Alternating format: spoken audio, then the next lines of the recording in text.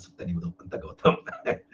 ಹಾಗಪ್ಪ ಅದು ಸ್ವಲ್ಪ ನನಗ ಮೊದಲಿನಿಂದ ಬರೋ ರೋಗ ಅದ ಒಂದ, ಅದರ ಜೊತೆಗೆ ವಾತಾವರಣ ಸರಿ ಇಲ್ಲ, ಹೀಗಾಗಿ ಹೌದು ಹೌದು ಸ್ವಲ್ಪ ಕಿರಿಕಿರಿ ಅದ, ಆದ್ರೂ ಹೋಗೋದಕ್ಕೆ ಹೋಗ್ತಾ ಇರೋದು. ಎಸ್. ಸೊ ಭಾರತೀಯ ರಿಸರ್ವ್ ಬ್ಯಾಂಕ್ ಕುರಿತಾಗಿ ಮತ್ತು ಅದರ ಹಣಕಾಸು ನೀತಿಯ ಕುರಿತಾಗಿ ನಾವು ತುಂಬಾ ತುಂಬಾ ಒಂದು ಮಹತ್ವದ ಡಾಲೋ 650 ಹೌದು ತಗೋಬೇಕು. ಹೌದು ಎಸ್ ಶ್ವೇತಾಜಿ, ಖಂಡಿತವಾಗಿ ಆರಾಮಿದ್ದೀನಿ, ಬಟ್ ಅದೇ ನೆಗಡಿ ಸ್ವಲ್ಪ ಕಿರಿಕಿರಿ ಆಗ್ತದೆ ಅಷ್ಟೇ. ಓಕೆ. ಸೊ ಈ ಭಾರತೀಯ ರಿಸರ್ವ್ ಬ್ಯಾಂಕ್ ನ ಇತಿಹಾಸ ಪ್ರಶ್ನೆಗಳು ಬಹಳಷ್ಟು ಬಂದವ, ಬಹಳ ಹೈಯೆಸ್ಟ್ ಪ್ರಶ್ನೆ ಬಂದಿರೋದೇ ಎಕನಾಮಿಕ್ಸ್ ದೊಳಗ ಈ reserve bank and it's monetary policy. So ಅಷ್ಟು ಪ್ರಶ್ನೆಗಳು ಇದ್ರ ಮ್ಯಾಗ ಬಂದಾವ, ನಾವು ಅವುಗಳನ್ನು ಒಂದೊಂದಾಗಿ ನೋಡ್ತಾ ಹೋಗಬಹುದು. ಓಕೆ, ಬರೀ Shobhaji, Sahebgouda, Kavita, Sandhya, very good evening and welcome to you all. Yes, Hilton Young ಸಮಿತಿ ಯಾವಾಗ ನೇಮಕಗೊಂಡಿತ್ತು ಅನ್ನುವಂಥದ್ದು ತಮಗೆ ಗೊತ್ತಿರಬೇಕು. ಸೊ 1926ರ ಹಿಲ್ಟನ್ ಯಂಗ್ ಸಮಿತಿ ಭಾರತೀಯ ರಿಸರ್ವ್ ಬ್ಯಾಂಕ್ ಸ್ಥಾಪಿಸುವಂತೆ ಶಿಫಾರಸು ಮಾಡಿತ್ತು. ಯಾರ ಶಿಫಾರಸಿನ ಮೇರೆಗೆ ರಿಸರ್ವ್ ಬ್ಯಾಂಕ್ ಆಫ್ ಇಂಡಿಯಾ ಸ್ಥಾಪನೆ ಆಯಿತು ಅಂತ.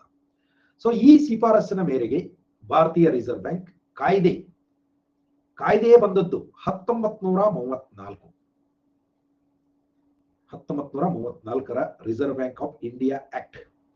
ಅದರ ಅನ್ವಯ 5 ಕೋಟಿ ರೂಪಾಯಿ ಮೂಲ ಬಂಡವಾಳದೊಂದಿಗೆ RBI ಷೇರುದಾರರ ಖಾಸಗಿ ಬ್ಯಾಂಕ್ ಆಗಿ ಸ್ಥಾಪನೆಗೊಂಡಿತು. It was a share holders bank.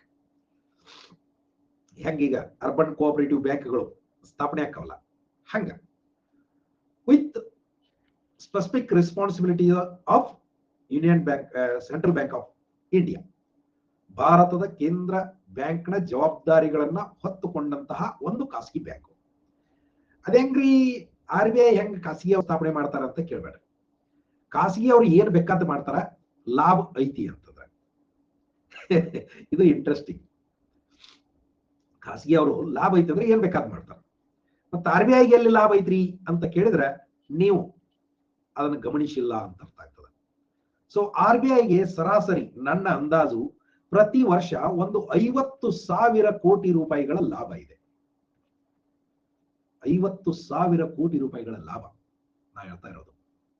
So ಈಗ ಇಷ್ಟ ಸರ್ಕಾರಿ ಬ್ಯಾಂಕ್ ಆಗೇ ಇಷ್ಟು ಲಾಭ ಮಾಡ್ಕೋತೈತಿ ಅಂತಂದ್ರೆ, ಖಾಸಗಿ ಆಗಿದ್ದಾಗ ಬೇಕಿದ್ರೆ ಇನ್ನೂ ಒಂಚೂರು, ಅಂದ್ರೆ ಅವಾಗ ಇಷ್ಟು ದೊಡ್ಡ ಮೊತ್ತ ಅಲ್ಲ, ಬಟ್ ಲಾಭ ಅಂತೂ ಆಗ್ತಿತ್ತು. ಸೊ ಹೀಗಾಗಿ ಖಾಸಗಿಯಾಗಿ ಈ ಬ್ಯಾಂಕ್ ಅನ್ನ ಸ್ಥಾಪನೆ ಮಾಡಿದ್ರು ಅಂತ ನಾವು ನೋಡ್ತಾ ಇದೀವಿ. ಅಂಬೇಡ್ಕರ್ ಹೇಳಿದ್ರು, yes, the problem of Indian rupee and its origin and solution. Yeah, you are right Shashi. We all know that B.R. Ambedkar ji was a polymath. He was a man of wonderful knowledge in many fields, including economics. He was excellent in economics. So ಹೀಗಾಗಿ ಅದೆಲ್ಲ ಬಹಳ ಅದ್ಭುತವಾಗಿ ಅವರೆಲ್ಲ ಬರೆದಿದ್ದಾರೆ. You are right. Yes, ಹೌದೌದು. So ಸಾಕಷ್ಟು ದುಡ್ಡನ್ನ transfer ಮಾಡ್ಯಾರ ಅಂತ. ಹೌದು, 4ರಿಂದ 5 ಟೈಮ್ಸ್ ಕ್ವಶನ್ ಬಂದದ. ಯು ಆರ್ ರೈಟ್ ಬಂದದ. Very good evening Mahesh, welcome, ಬರಿ, ಸ್ವಾಗತ. ಹೌದಾ? ಸೊ ಹೀಗೆ ಇದೊಂದು ಖಾಸಗಿ ಬ್ಯಾಂಕ್ ಆಗಿ ಸ್ಥಾಪನೆ ಆಯಿತು ಅಂತ ನಾವು ನೋಡಕತ್ತೀವಿ. 5 ಕೋಟಿ ರೂಪಾಯಿ ಆ ಕಾಲದೊಳಗೆ ಬಂಡವಾಳ ಹಾಕಿದವರು. ಭಾರತದ ಕೇಂದ್ರ ಬ್ಯಾಂಕ್ ಆಗಿ ಭಾರತೀಯ ರಿಸರ್ವ್ ಬ್ಯಾಂಕ್ 1935ರ ಏಪ್ರಿಲ್ 1ರಂದು ಸ್ಥಾಪನೆ. ಈ ಸ್ಥಾಪನೆ ಮತ್ತು ರಾಷ್ಟ್ರೀಕರಣ ದಿನಾಂಕಗಳನ್ನ ಕೇಳಿದಾಗ ಕೆಲವು ಸಲ ಕನ್ಫ್ಯೂಸ್ ಆಗಕ್ಕೆ ಹಿಡಿತದೆ. ಯಾಕಂದ್ರೆ ಇದು ಸ್ಥಾಪನೆ ಆದದ್ದು ಏಪ್ರಿಲ್ 1ರಂದು, ರಾಷ್ಟ್ರೀಕರಣ ಆದದ್ದು ಜನವರಿ 1ರಂದು. ಈ ಡೇಟ್ಗಳು ಎರಡು 1ನೇ ತಾರೀಕನ. ಆದ್ರೆ ಅದಕ್ಕ ನೆನಪಿಟ್ಕೊಳ್ಳೋದಕ್ಕೆ ನಾವೊಂದು ಸರಳ ದಾರಿ ಹೇಳ್ತೀನಿ. ಸ್ಥಾಪನೆ ಆದದ್ದು ಮೊದಲು, ಹೌದಲ್ಲ? ಸ್ಥಾಪನೆ ಆದದ್ದು ಮೊದಲು. ಮತ್ತು ಇಂಗ್ಲಿಷ್ ಅಲ್ಫಾಬೆಟಿಕಲ್ ಆರ್ಡರ್ದೊಳಗ ಮೊದಲು ಬರೋ ಲೆಟರು ಎ, ನಂತರ ಬರೋದು ಜೆ. ಸಿಂಪಲ್ ಐತಿಲ್ರಿ, ಕನ್ಫ್ಯೂಷನ್ ಇಲ್ಲ. ಬ್ಯಾಂಕ್ ಮೊದಲ ಸ್ಥಾಪನೆ ಆಯ್ತು, ಏಪ್ರಿಲ್ ತಿಂಗಳಾಗಾಯ್ತು. ಏಪ್ರಿಲ್ ಎದಿಂದ ಶುರು ಆಗ್ತದೆ, ABCDEF.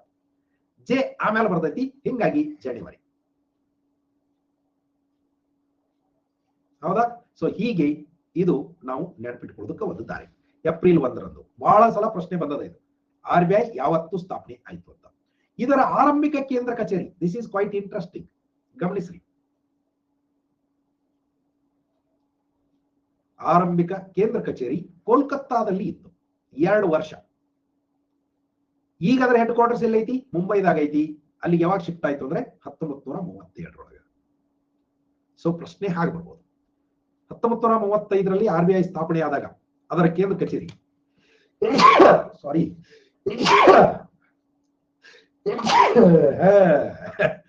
ನನ್ನ ನೆಗಡಿ ಅಂದ್ರೆ ಸುಮ್ಮ RCC ಗಟ್ಟಿದ ತಡದದ, ಇಲ್ಲಂದ್ರ ಮಣಿ ಚತ್ ಹಾರಿ ಹೋಗ್ಬೇಕು. ಆ ಪರಿ ಭಯಂಕರ ಸೀನ್ಗಳು. ಹಂಗ ಏನ್ ಮಾಡ್ತೀರಿ? ಓಕೆ, ಸೊ ಹೀಗೆ ಅಲ್ಲಿಂದ ಅಲ್ಲಿಗೆ ವರ್ಗಾವಣೆ ಆಯ್ತು ಅಂತ ನಾವು ನೋಡಕತ್ತೀವಿ. ಮುಂದ ಶೀನಿನನ್ನು ನೋಡಬೇಡ್ರಿ ಅಂತ ಅಗ್ಗ ನನಗ ಬಂದ್ ಹಿಂದಿತ್ತು ಅಂತ ಮಹೇಶಪ್ಪ ಅಲ್ಲ ಇವಡ. 1949ರವರೆಗೆ ಇದು interesting. Another important interesting fact.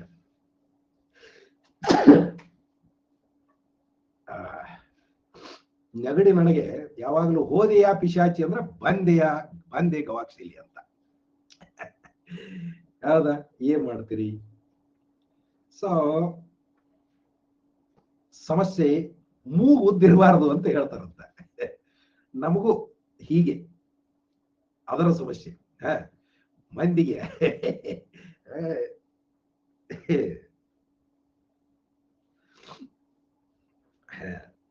ಮೂಗಿನ ಸಮಸ್ಯೆಗಳು ಎಂತೆಂತ ಮೂಗಿರ್ತಾವ ಅಂತ ಹೇಳಿ ನಮಗೊಂದು ದೊಡ್ಡ ಪ್ರಬಂಧ ಇತ್ತು, ಹೌದಲ್ಲ? ಗಿಣಿ ಮೂಗು, ಉದ್ದು ಮೂಗು, ಗುಂಡು ಮೂಗು. ಸೊ ಹಂಗ ನಮ್ಮ ಮೂಗು ಹಿಂಗೆ ಕಿರಿಕಿರಿದೈತಿ, ನೋಡಕ್ ಚಂದ, ಆದ್ರೆ ನೆಗಡಿ ಬಾಳ ಅದಕ್ಕ. ಸೊ 1949ರವರೆಗೆ ಇದು ಗಮನಿಸಬೇಕಾದದ್ದು. ಹೌದೌದು, ಸ್ಟೀಮ್ ತಗೋಬೇಕು ವಿಜಯಲಕ್ಷ್ಮಿ. ಇವತ್ತೊಂದ್ ಸ್ವಲ್ಪ ಹಂಗ ಮರ್ತೀವ, ಮನೆಗೆ ಯಾರ್ಯಾರು ಬಂದ್ರು, ಹಿಂಗಾಗಿ ಕೆಲಸದೊಳಗೆ ಮರ್ತೆ. ನಮ್ಮ RBI ಅಫ್ಕೋರ್ಸ್ ಭಾರತ ಮತ್ತು ಪಾಕಿಸ್ತಾನವೇನು ವಿಶೇಷ ಇಲ್ಲ, ಯಾಕಂದ್ರೆ ಇಂದಿನ ಪಾಕಿಸ್ತಾನ ಭಾರತದ ಭಾಗನಾಗಿತ್ತು. ಆದ್ರೆ ಸ್ವಾತಂತ್ರ್ಯ ದೊರೆತ 2 ವರ್ಷಗಳವರೆಗೂ ಕೂಡ 49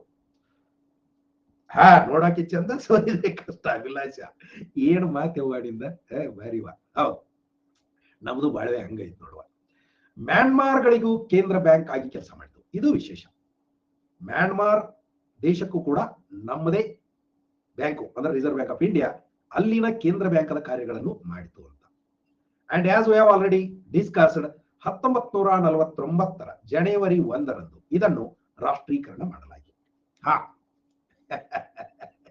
ಹೌದು, ಅಭಿಲಾಷ್ ಅವರ ಮಾತಂದ್ರ ಮಾತು. ಎಸ್, ಬಹಳ ಹಾಗೆ. ಈ ಸಂದರ್ಭದೊಳಗ ಸ್ವಾತಂತ್ರ್ಯ ಸಿಕ್ಕು, ರಾಷ್ಟ್ರೀಕರಣ ಆದ ಬಳಿಕ CD ದೇಶ್ಮುಖ್ RBIನ ಪ್ರಥಮ ಗವರ್ನರ್ ಆಗಿದ್ರು ಅಂತ ನಾವು ನೋಡ್ತಾ ಇದ್ದೀವಿ. ಪ್ರಸ್ತುತ you are good in chemistry then.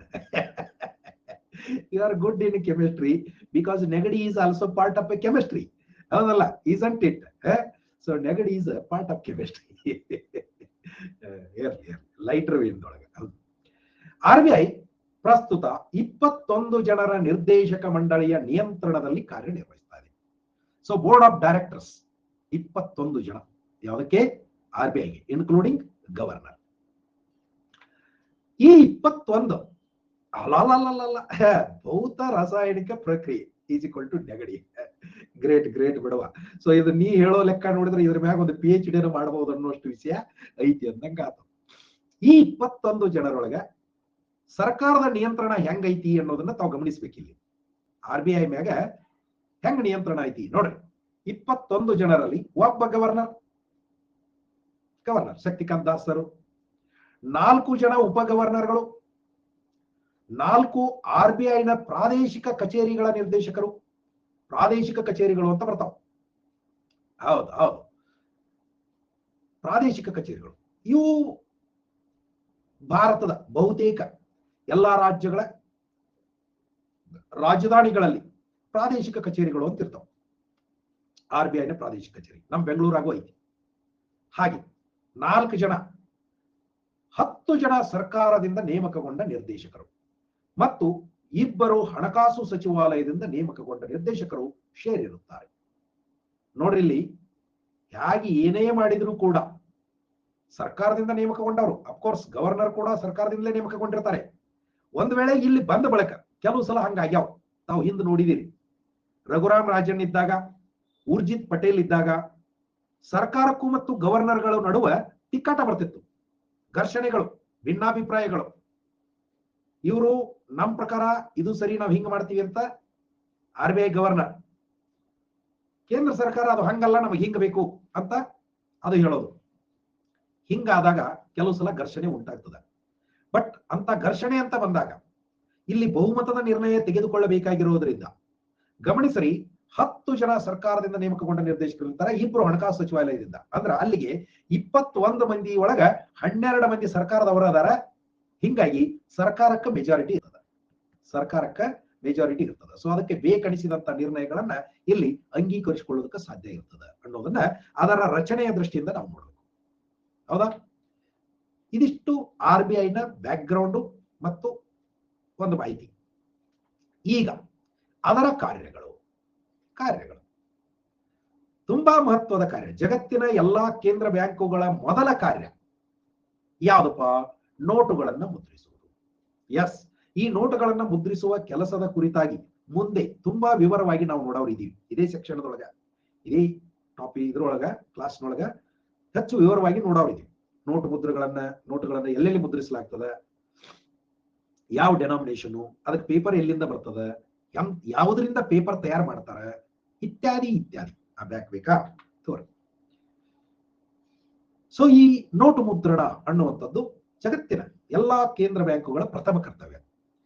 And very interestingly, ಬಹುತೇಕ ಇನ್ನೊಂದು 50 ವರ್ಷ ಬಿಟ್ಟು ಯಾರೇ ಕೇಳಿದ್ರೆ ಕೇಂದ್ರ ಬ್ಯಾಂಕ್ ನೋಟ್ ಕೂಡ ಮುದ್ರಣ ಮಾಡ್ತಿತ್ತ ಅಂತ ಪ್ರಶ್ನೆ ಕೇಳುವಂತ ಕಾಲ ಬರ್ತದ. ಯಾಕಂದ್ರ ಈಗಾಗಲೇ ಭಾರತದೊಳಗನ ಡಿಜಿಟಲ್ ಕರೆನ್ಸಿ ಈಗ ಪ್ರಾಯೋಗಿಕವಾಗಿ ಬಿಡುಗಡೆ ಮಾಡ್ಯಾರ. ಡಿಜಿಟಲ್ ಕರೆನ್ಸಿಯನ್ನ ಬಿಡುಗಡೆ ಮಾಡ್ಯಾರ. ಸೊ ಈ ಡಿಜಿಟಲ್ ಕರೆನ್ಸಿ ಪ್ರಾಯೋಗಿಕವಾಗಿ ಬಂದದ, ಕೆಲವು ಬ್ಯಾಂಕ್ಗಳಿಗೆ ಮಾತ್ರ ಸೀಮಿತಗೊಳಿಸ್ಯಾರ. ಮುಂದೆ ಇದನ್ನ ಫುಲ್ ಫ್ಲೆಜ್ಡ್ ಆಗಿ ಜಾರಿಗೊಳಿಸಿದ್ರು ಅಂತಂದ್ರೆ ಈಗ ನಾವು ರೊಕ್ಕ ಎಣಸೋದು ನೋಡೋದು ಆಲ್ಮೋಸ್ಟ್ ಕಡಿಮೆ ಇದೆ.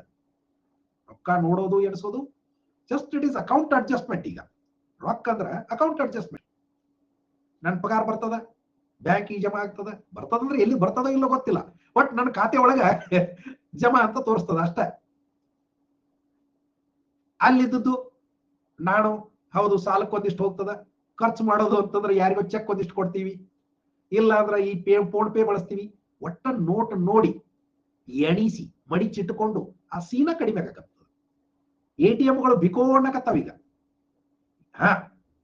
ಎಷ್ಟು ಬರುತ್ತೆ ತಿನ್ನಾಕ ಉಣ್ಣಾಕ ಸಾಕಾಗುವಷ್ಟು ಬರುತ್ತದ.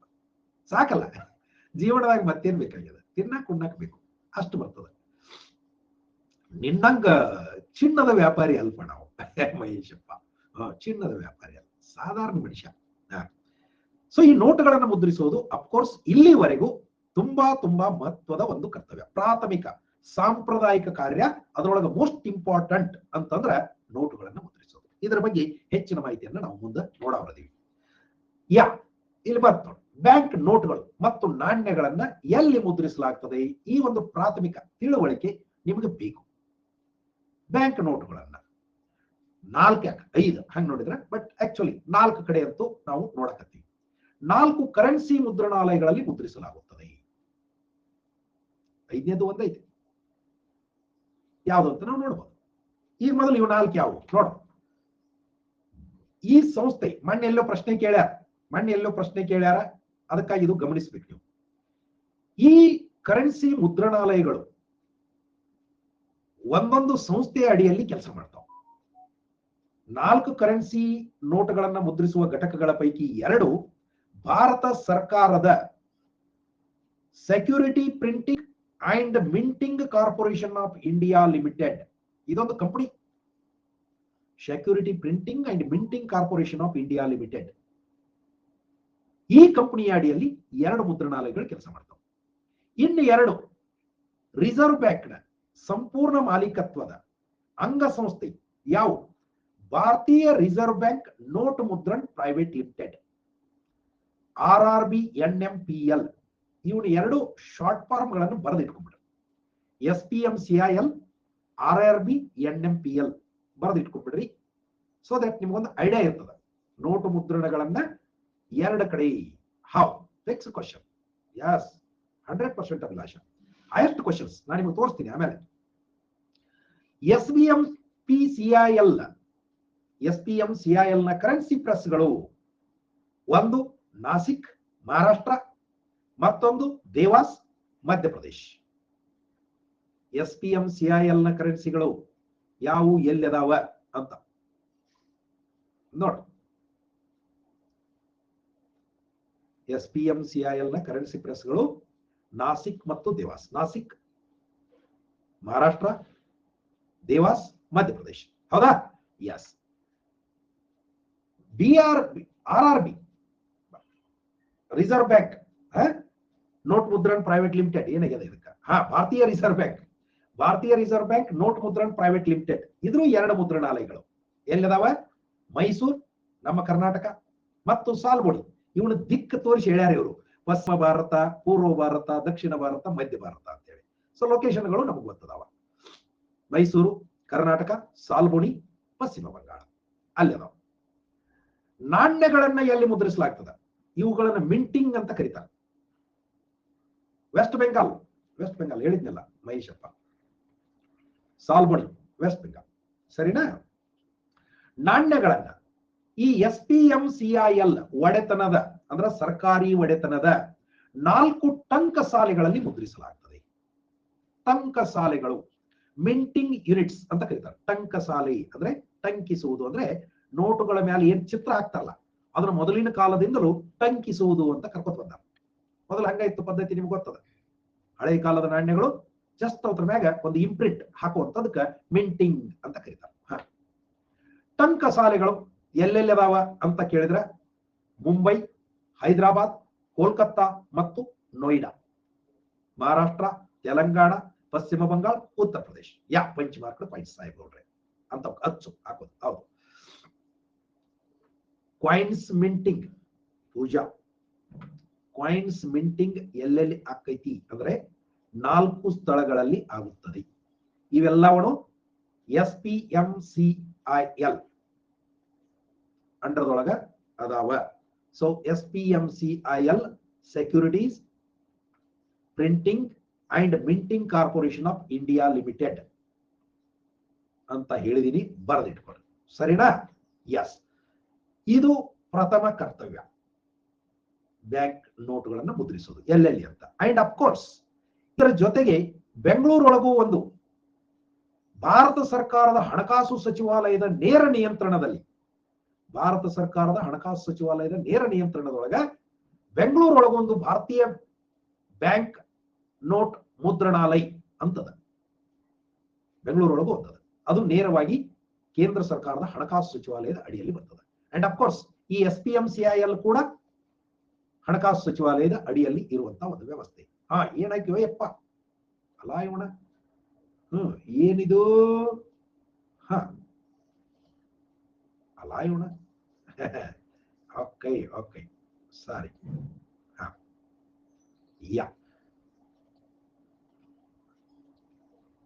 ಸೊ ಎರಡನೇದು ಮುಖ್ಯವಾದಂತಹ ಒಂದು ಕೆಲಸ RBI ನ ಕಾರ್ಯಗಳು ಅಂತ ನಾವು ನೋಡಕತ್ತೀವಿ. ಸರ್ಕಾರದ ಬ್ಯಾಂಕು.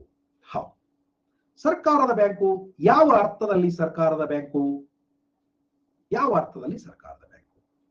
ಯಾಕೆ ಇದನ್ನ ಸರ್ಕಾರದ ಬ್ಯಾಂಕು ಅಂತ ಕರಿಬೇಕು ಅಂತ ಕೇಳಿದ್ರೆ, ಮೊದಲನೆಯದು ಸರ್ಕಾರದ ಪರವಾಗಿ ಎಲ್ಲಾ ಬ್ಯಾಂಕಿಂಗ್ ಕೆಲಸಗಳನ್ನ ಇದು ಮಾಡುತ್ತದೆ. ಸರ್ಕಾರದ ಪರವಾಗಿ ಹೆಂಗ ಸರ್ಕಾರದ ಕಾನೂನು ಕೆಲಸಗಳನ್ನ ಅಟಾರ್ನಿ ಜನರಲ್ ಆಫ್ ಇಂಡಿಯಾ ಅಣ್ಣವ್ರು ಮಾಡ್ತಾರೋ, ಹಾಗೆ ಸರ್ಕಾರದ ಹಣಕಾಸಿನ ವ್ಯವಹಾರಗಳನ್ನೆಲ್ಲ ಈ ರಿಸರ್ವ್ ಬ್ಯಾಂಕ್ ಆಫ್ ಇಂಡಿಯಾ ನೋಡ್ಕೊತದ. ತಮಗೆ ಗೊತ್ತದ, consolidated fund of India and of States ಅಂತ ಬರ್ತದ. ಆರ್ಟಿಕಲ್ 266 ಹೌದಲ್ಲ? 266 consolidated fund of India and of States ಅಂತ ಬರ್ತಾವ. ವೆರಿ ಗುಡ್ ಈವ್ನಿಂಗ್, ಸ್ವಾಗತ. ಸೊ ಈ consolidated fund of India and of States ಅಂತ ಏನದಾವಲ್ಲ, ಇವಕ್ಕೆ ಜಮಾ ಆಗುವಂತ ಎಲ್ಲಾ ಹಣ ಈ ಖಾತೆಗೆ, ಸರ್ಕಾರದ ಎಲ್ಲಾ ಹಣ ಇದೇ ಖಾತೆಗೆ ಜಮಾ ಆಗ್ಬೇಕು. ಸಾದಿಲ್ವಾರು 267 ಕರೆಕ್ಟ್ ಅದ. ಸಂಚಿತ ನಿಧಿ ಅಂತ ನಾವು ಇದನ್ನ ಕರಿತೀವಿ. ಸೊ ಸರ್ಕಾರದ ಎಲ್ಲಾ ದುಡ್ಡು ಈ ಖಾತೆಗೆ ಜಮಾ ಆಗ್ತದ ಮತ್ತು ಈ ಖಾತೆ ಎಲ್ಲಿರ್ತದ ಅಂತಂದ್ರೆ ರಿಸರ್ವ್ ಬ್ಯಾಂಕ್ನಾಗ ಇರ್ತದ. ರಿಸರ್ವ್ ಬ್ಯಾಂಕ್ನಾಗ ಇರ್ತದ. ಹೀಗೆ ಸರ್ಕಾರದ ವತಿಯಿಂದ ದುಡ್ಡು ಸಂಗ್ರಹ. ಮತ್ತ ಅದು ಇರ್ಲಾರ್ದಲ್ಲಿ ಹೆಂಗ್ರಿ? ಎಲ್ಲೆಲ್ಲಿ RBI ಕಚೇರಿಗಳದಾವೋ ಅಲ್ಲೆಲ್ಲ RBIಗೆ ಜಮಾ ಆಗ್ತದೆ ಸರ್ಕಾರದ ದುಡ್ಡು. ಅದು ಇರ್ಲಾರ್ದಲ್ಲಿ SBI. So SBI to RBI ಹಿಂಗ ಹೋಗ್ತದ. ಒಟ್ನೊಳಗ ಸರ್ಕಾರದ ದುಡ್ಡು ಸಂಗ್ರಾಹಕನಾಗಿ ಮೊದಲ ಕಾರ್ಯವನ್ನ ಸರ್ಕಾರದ ಬ್ಯಾಂಕ್ ಆಗಿ RBI ಮಾಡ್ತದೆ. ಎರಡನೇದು ತುಂಬಾ ಮಹತ್ವದ್ದು ಏನದು ಅಂತ ಕೇಳಿದ್ರೆ, ಸರ್ಕಾರಕ್ಕೆ ಹಣದ ಕೊರತೆ ಇದ್ದಾಗಲೆಲ್ಲ ಹಂಗಾಮಿ ಸಾಲಗಳನ್ನ ಕೊಟ್ಟು ಸಹಕಾರ ಕೊಡ್ತದ. ಅವುಗಳನ್ನ ವೇಸ್ ಅಂಡ್ ಮೀನ್ಸ್ ಅಡ್ವಾನ್ಸಸ್ ಅಂತ ನಾವು ಕರಿತೀವಿ. ವೇಸ್ ಅಂಡ್ ಮೀನ್ಸ್ ಅಡ್ವಾನ್ಸಸ್ ಅಂತ ಕರಿತೀವಿ. Ways and means advances. ಇದು ಪ್ರಶ್ನೆ ಒಂದು 100 ಸಲ ಕೇಳ್ಯಾರ ಇದನ್ನ. ವೇಸ್ ಅಂಡ್ ಮೀನ್ಸ್ ಅಡ್ವಾನ್ಸಸ್ ಅಂತ. ಬಿಫೋರ್ ಫೈನಾನ್ಸಿಯಲ್ ಇಯರ್ ಅಲ್ಲ, ಫೈನಾನ್ಸಿಯಲ್ ಇಯರ್ ಒಳಗ ಇನಿಷಿಯಲ್ ಸ್ಟೇಜ್ ಹಣಕಾಸು ವರ್ಷ ಏಪ್ರಿಲ್ 1ಕ್ಕೆ ಶುರು ಆಗ್ತದೆ. ನಿಮ್ಗೆ ಗೊತ್ತದ, ಏಪ್ರಿಲ್ 1ಕ್ಕೆ ಹಣಕಾಸು ವರ್ಷ ಶುರು ಆಗ್ತದ. ಖರ್ಚು ಅವಾಗಿಂದಲೇ ಚಾಲನ ಆಗಿಬಿಡ್ತದ ಸರ್ಕಾರದ್ದು. ಆದ್ರೆ ಆ ಸಂದರ್ಭದಲ್ಲಿ ಅದಕ್ಕೆ ತೆರಿಗೆಯಿಂದ ಬರುವ ಆದಾಯದ ಪ್ರಮಾಣ ಸಾಮಾನ್ಯವಾಗಿ ಕಡಿಮೆ ಇರ್ತದೆ. ಹೀಗಾಗಿ ಬರೋದು ಕಡಿಮೆ, ಕೊಡೋದು ಹೆಚ್ಚಿರ್ತದ. ಆ ಒಂದು ಅಂತರವನ್ನ ತುಂಬಿಕೊಳ್ಳಲು ಕೇಂದ್ರ ಸರ್ಕಾರಕ್ಕೂ ಈ ಪ್ರಶ್ನೆ ಕೇಳ್ಯಾರ.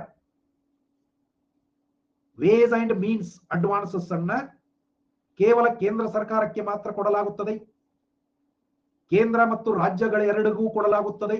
ಎಸ್, ಇದು ನಿಮಗೆ ಗೊತ್ತಿರಬೇಕು. ಕೇಂದ್ರ ಮತ್ತು ರಾಜ್ಯ ಮತ್ತ ಹಂಗಂದಂಗ ಎಷ್ಟು ಬೇಕಾದಷ್ಟು ಕೊಡ್ತಾರೇನ್ರಿ ಅಂತ ಇಲ್ಲ.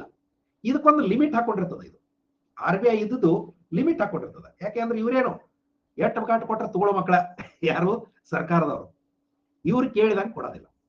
ಅದೊಂದು ಮಿತಿ ಹಾಕೊಂಡಿರ್ತದೆ. ಆ ಮಿತಿ ಒಳಗ ಫಾರ್ ಎಕ್ಸಾಂಪಲ್ ಹೆಚ್ಚು ಕಡಿಮೆ ಹೋದ ವರ್ಷ ಕೇಂದ್ರ ಸರ್ಕಾರಕ್ಕೆ 1,10,000 ಕೋಟಿ ಅಂತ. ಗೌತಮ್, ಇದು ಮಿತಿ ಅದಕ್ಕೆ ಯಾವ ಆಧಾರದ ಮೇಲೆ ಅನ್ನುವಂಥದ್ದು ಸ್ಪೆಸಿಫಿಕ್ ನನಗೆ ಆಧಾರ ಗೊತ್ತಿಲ್ಲ. But it is A regular practice. ಯಾವ ಅರ್ಥದೊಳಗಂತಂದ್ರೆ, ಸರ್ಕಾರದ ಖರ್ಚು ಅಂದಾಜು ಈ ತಿಂಗಳು 1,00,000 ಕೋಟಿ ಐತಿ, ಅದಕ್ಕೆ ಬರುವಂತ ಆದಾಯ 80,000 ಕೋಟಿ ಐತಿ ಅಂದ್ರೆ ಆ 20,000 ಕೋಟಿ ಗ್ಯಾಪ್ ಅನ್ನ ತುಂಬಿಕೊಡೋದಪ್ಪ.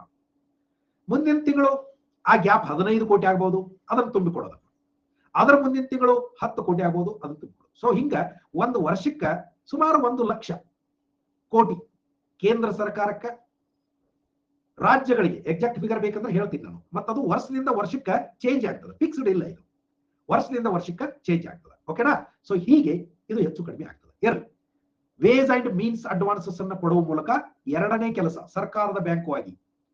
ಮೂರನೇ ಮಹತ್ವದ ಕೆಲಸ, ಸರ್ಕಾರದ ಸಾಲ ಪತ್ರಗಳನ್ನ ಅಥವಾ ಸರ್ಕಾರದ ಭದ್ರತಾ ಪತ್ರಗಳನ್ನ ಮುಕ್ತ ಮಾರುಕಟ್ಟೆಯಲ್ಲಿ ಮಾರುವ ಮತ್ತು ಕೊಳ್ಳುವುದರ ಮೂಲಕ ಹಣದ ಪೂರೈಕೆಯನ್ನ ನಿಯಂತ್ರಿಸುವುದು ಮತ್ತು ಸರ್ಕಾರಕ್ಕೆ ಬೇಕಾಗುವಂತ ಸಾಲಗಳನ್ನ ಎತ್ತಿಕೊಡೋದು. ಮುಕ್ತ ಮಾರುಕಟ್ಟೆಯಿಂದ ಸಾಲಗಳನ್ನ ಎತ್ತಿಕೊಡುವ ಕೆಲಸವನ್ನು ಮಾಡ್ತದ ಸರ್ಕಾರದ ಪರವಾಗಿ. ಹೀಗಾಗಿ ಇದು ಸರ್ಕಾರದ ಮೂರನೇ ಕೆಲಸ.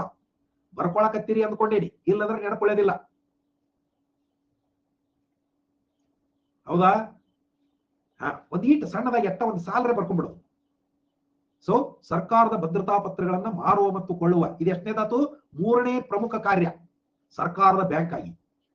ಇನ್ನು ನಾಲ್ಕನೇದು ಮತ್ತು ತುಂಬಾ ಮಹತ್ವದ ಕೊನೆಯದು ಏನು ಅಂತಂದ್ರೆ, ಸರ್ಕಾರ ಕೊರತೆಯ ಧನ ವಿನಿಯೋಗವನ್ನ ಅನುಸರಿಸುತ್ತಿರೋದ್ರಿಂದ, ಕೊರತೆಯ ಧನ ವಿನಿಯೋಗ ಅಂತ ಕರಿತೀವಿ ನಾವು, ಫಿಸ್ಕಲ್ ಡೆಫಿಸಿಟ್ ಅಥವಾ ಡೆಫಿಸಿಟ್ ಫೈನಾನ್ಸಿಂಗ್ ಅಂತ ಕರಿತೀವಿ. ಏನ್ ಬಳಸ್ತೀವಿ ಪದ ಅದಕ್ಕೆ? ಡೆಫಿಸಿಟ್ ಫೈನಾನ್ಸಿಂಗ್ ಅಂತ. ಹೌದು, ಇದಕ್ಕೆ ಕೊರತೆಯ ಧನ ವಿನಿಯೋಗ ಅಂದರೆ ಅಗ್ರಿ ಗರಿ ಹೊಸ ಕರೆನ್ಸಿ ನೋಟ್ಗಳನ್ನ ಪ್ರಿಂಟ್ ಮಾಡಿ ಸರ್ಕಾರಕ್ಕೆ ಕೊಡೋದು. ಹೀಗೆ ಸರ್ಕಾರದ ಕೊನೆಯ ಸಾಲದ ಆಶ್ರಯದಾತನೂ ಕೂಡ ಹೌದಿದು. ಯಾವುದು? RBI. ಹೀಗೆ ಒಟ್ಟು ಮುಖ್ಯವಾಗಿ ಇನ್ನೂ ಚಿಕ್ಕ ಪುಟ್ಟದು ಅದು ಇದು ಇರ್ಬೋದು, ಕ್ಲಿಯರೆನ್ಸು ಅದು ಇದು ಬೇಡ, ಅಂತಾರಾಷ್ಟ್ರೀಯ ಕೇಂದ್ರ ಬ್ಯಾಂಕುಗಳ ಸಂಘಟನೆ ಒಳಗ ಇದು ನಮ್ಮ ಭಾರತವನ್ನ ಪ್ರತಿನಿಧಿಸ್ತದ. ಹೌದಾ? ಸೊ ಇವೆಲ್ಲನೂ ಸಾಕಷ್ಟು ಅದಾವ. ಓಕೆ, ಅಟ್ಲೀಸ್ಟ್ 4 ಅಂತೂ ನಿಮಗೆ ಗೊತ್ತದು ಯಾಕೆ ಅದನ್ನ ಸರ್ಕಾರದ ಬ್ಯಾಂಕ್ ಅಂತ ಕರೀತಾರ ಅಂತ. ಅಂಡ್ ಹಿಯರ್ ಬ್ಯಾಂಕುಗಳ ಬ್ಯಾಂಕು, ಅಂತವೆಲ್ಲ ಸಂಘಟನೆಗಳದಾವ. ಬ್ಯಾಂಕುಗಳ bank, banker to the banks ಅಂತ. ಒನ್ಸ್ ಅಗೇನ್ ಇಲ್ಲೂ ಕೂಡ 2-3 ಕಾರಣಕ್ಕ ಇದನ್ನ ಬ್ಯಾಂಕುಗಳ ಬ್ಯಾಂಕು ಅಂತ ಕರಿತೀವಿ. ಒಂದನೇದ್ದು, ಈ ಬ್ಯಾಂಕುಗಳೆಲ್ಲ ನೋಂದಣಿ ಆಗೋದು RBI ಅಂಡರ್ದೊಳಗೆ. ಬ್ಯಾಂಕುಗಳೆಲ್ಲ ನೋಂದಣಿ, ರಿಜಿಸ್ಟ್ರೇಷನ್ ಅಂದ್ರ ಇವಕ್ಕೆ ಅಸ್ತಿತ್ವ ಬರೋದೇ ನಾನು RBIದೊಳಗೆ ರಿಜಿಸ್ಟರ್ಡ್ ಅದೀನಿ ಅಂತ. ಅಲ್ಲಿಗೆ ಅದಕ್ಕೊಂದು ವ್ಯಾಲಿಡಿಟಿ ಇದ್ದಂಗ, ವ್ಯಾಲಿಡಿಟಿ ಶೆಡ್ಯೂಲ್ದೊಳಗೆ. ಶೆಡ್ಯೂಲ್ ಇರ್ಬೇಕಂತಿಲ್ಲ, ಶೆಡ್ಯೂಲ್ಡ್ ಇರ್ಬೋದು, ನಾನ್ ಶೆಡ್ಯೂಲ್ಡ್ ಇರ್ಬೋದು. ಯೂಸ್ವಲಿ ಈಗಿನ ಕಾಲದೊಳಗೆ ನೋಡಿದ್ರೆ ಎಲ್ಲಾನು ಶೆಡ್ಯೂಲ್ಡ್ ಬ್ಯಾಂಕ್ಗಳ ಇರ್ತಾವ. ಯಾಕೆ ಮಿನಿಮಮ್ 5 ಲಕ್ಷ ಅದರದ್ದು ಪೇಡ್ ಅಪ್ ಕ್ಯಾಪಿಟಲ್ ಅಂತ ಕೇಳ್ತಾರ. ಸೊ ಅಷ್ಟಂತೂ ಎಲ್ಲಾ ಬ್ಯಾಂಕ್ಗಳು ಇದ್ದೇ ಇರ್ತೈತಿ. ಸೊ ಶೆಡ್ಯೂಲ್ಡ್ ಬ್ಯಾಂಕ್ಗಳ ಒಟ್ಟಿನೊಳಗೆ RBI ಜೊತೆ ರಿಜಿಸ್ಟ್ರೇಷನ್. ಎರಡನೇದು, ಬ್ಯಾಂಕುಗಳಿಗೆ ಮುಖ್ಯವಾಗಿ ಬೇಕಾಗುವಂತಹ ಹಣದ ಪೂರೈಕೆಯನ್ನು ಮಾಡುವ ಕೆಲಸ. ಹಣದ ಪೂರೈಕೆಯನ್ನ ಹಲವಾರು ರೀತಿಯಲ್ಲಿ ಪೂರೈಕೆ ಮಾಡುವಂತ ಕೆಲಸ. ಫಾರ್ ಎಕ್ಸಾಂಪಲ್ ರೆಪೋ ರೇಟ್ ಅಂತ ನಾವು ನೋಡ್ತೀವಿ, ಬ್ಯಾಂಕ್ ರೇಟ್ ಅಂತ ನೋಡ್ತೀವಿ, ಮಾರ್ಜಿನಲ್ ಸ್ಟ್ಯಾಂಡಿಂಗ್ ಫೆಸಿಲಿಟಿ ಅಂತ ನೋಡ್ತೀವಿ. ಹೀಗೆ ಅದು ಉಲ್ಟಾದು ಸಾಹೇಬ್ಗೌಡ್ರೆ ಹೇಳ್ತೀನಿ ನಾನು. ಇದು ಈ ರೀತಿ ಒಳಗೆ ಬ್ಯಾಂಕುಗಳಿಗೆ ಯಾವ್ಯಾವಾಗ ದುಡ್ಡು ಕೊರತೆ ಬೀಳ್ತದನೋ ಅವಾಗ ಅದನ್ನು ಪಂಪ್ ಮಾಡೋದಕ್ಕ ಇದು ಬ್ಯಾಂಕುಗಳ ಬ್ಯಾಂಕ್ ಆಗಿ ಕೆಲಸ ಮಾಡ್ತದೆ. ಇನ್ನ ಅಪರೂಪಕ್ಕೆ ಉಲ್ಟಾ, ಬ್ಯಾಂಕುಗಳ ಬಳಿ ಲಿಕ್ವಿಡಿಟಿ ಜಾಸ್ತಿ ಇದ್ರೆ, ದ್ರವತ್ವ ಹುಯಿ ಅಂತ ಐತಿ, ಬ್ಯಾಂಕುಗಳು ಚಿಂತಿ ಒಳಗಿರ್ತಾವ. ಎಪ್ಪೋ ಇಟ್ಕೊಂಡಾರೆ ಕುಂತೀವಲ್ಲ, ನೀನ್ ಹೇಳಕತ್ತಿದ್ ನಾನು SB ಅಕೌಂಟ್ಗಳು ಇವಕ್ಕೆ 3% ಬಡ್ಡಿ ಕೊಡಬೇಕು. ಯಪ್ಪ ಇಲ್ಲೇ ಖಾಲಿ ಇಟ್ಕೊಂಡು ಕೂತ್ರೆ ನಾಳೆ ಅವ್ರಿಗೆ 3% ಎಲ್ಲಿಂದ ಕೊಡೋದು? ಇದೊಳಗೆ ಹೆಣ ಕಾಯೋ ಕೆಲಸ ಆಯ್ತಲ್ಲ ಅಂತ ಬ್ಯಾಂಕುಗಳಿಗೆ ಚಿಂತೆ ಎತ್ತಿರ್ತದೆ. ಅಂತ ಟೈಮ್ದೊಳಗ ಅದಕ್ಕೆ ಯಾಕೆ ಚಿಂತೆ ಮಾಡ್ತಾರೆ, ಹೇಳ್ರಿ ನನ್ನ ಹತ್ರ, ನಾನ್ ನಿಮಗೆ ಬಡ್ಡಿ ಕೊಡ್ತೀನಿ. ನೋಡ್ರಿ ಹೆಂಗೈತೆ RBI ಇದು, ನಾನ್ ನಿಮಗೆ ಬಡ್ಡಿ ಕೊಡ್ತೀನಿ. ಎಸ್, ಹಂಗ ಬ್ಯಾಂಕುಗಳಿಗೆ ಸಹಾಯ ಮಾಡ್ತದೆ. ಅದಕ್ಕಾಗಿ ಅದು ಬ್ಯಾಂಕುಗಳ ಬ್ಯಾಂಕು. ಇನ್ನ ಇವೆಲ್ಲದಕ್ಕೂ ಹೆಚ್ಚಾಗಿ ಬ್ಯಾಂಕುಗಳು ದಿವಾಳಿ ಆಗುವಂತ ಅಪಾಯವನ್ನ ಎದುರಿಸ್ತಾ ಇದ್ರೆ ಅಂತ ಸಂದರ್ಭದಲ್ಲಿ ಒನ್ಸ್ ಅಗೇನ್ ತಕ್ಷಣಕ್ಕೆ ಅವುಗಳ ನೆರವಿಗೆ RBI ಬರ್ತದ. ಅವಾಗಲೂ ಕೂಡ ಅದನ್ನು ನಾವು ಬ್ಯಾಂಕುಗಳ ಬ್ಯಾಂಕು ಅಂತ ಕರಿತೀವಿ. ಇನ್ನ ಇಷ್ಟಲ್ಲದ ತನ್ನ ಮಾನಿಟರಿ ಪಾಲಿಸಿಯ ಮೂಲಕ ಈ ಎಲ್ಲಾ ಬ್ಯಾಂಕುಗಳ ಮೇಲೆ ನಿಯಂತ್ರಣವನ್ನ ಹೊಂದಿರ್ತದ. ನಿಯಂತ್ರಣ ಯಾವ್ದ್ರ ಬ್ಯಾಂಕ್ ಕೊಯ್ ಅಂದ್ರ ನೀವು ಆಗಾಗ ಪತ್ರಿಕೆ ಒಳಗೆ ಸುದ್ದಿ ಒಳಗೆ ನೋಡ್ತಿರ್ತೀರಿ, ಎಂತದ್ದು XYZ ಅನ್ನುವಂತ ಬ್ಯಾಂಕಿನ ನೋಂದಣಿಯನ್ನು RBI ರದ್ದುಪಡಿಸಿದೆ, XYZ ಬ್ಯಾಂಕಿನ ಎಲ್ಲಾ ಆಸ್ತಿಗಳನ್ನು RBI ಮುಟ್ಟುಗೋಲು ಹಾಕಿಕೊಟ್ಟಿದೆ. ನೋಡ್ರಿ, ಹಿಂಗ ಬ್ಯಾಂಕುಗಳ ಬ್ಯಾಂಕು. ಸೊ ಇವೆಲ್ಲ ಇದರ ಕೆಲಸಗಳು. ಅಂತಿಮ ಋಣದಾತ, ಆಗ್ಲೇ ನಾವು ಬ್ಯಾಂಕುಗಳ ಬ್ಯಾಂಕು ಅಥವಾ ಸರ್ಕಾರಿ ಬ್ಯಾಂಕು ಅನ್ನೋದ್ರೊಳಗ ನೋಡಿದೀವಿ.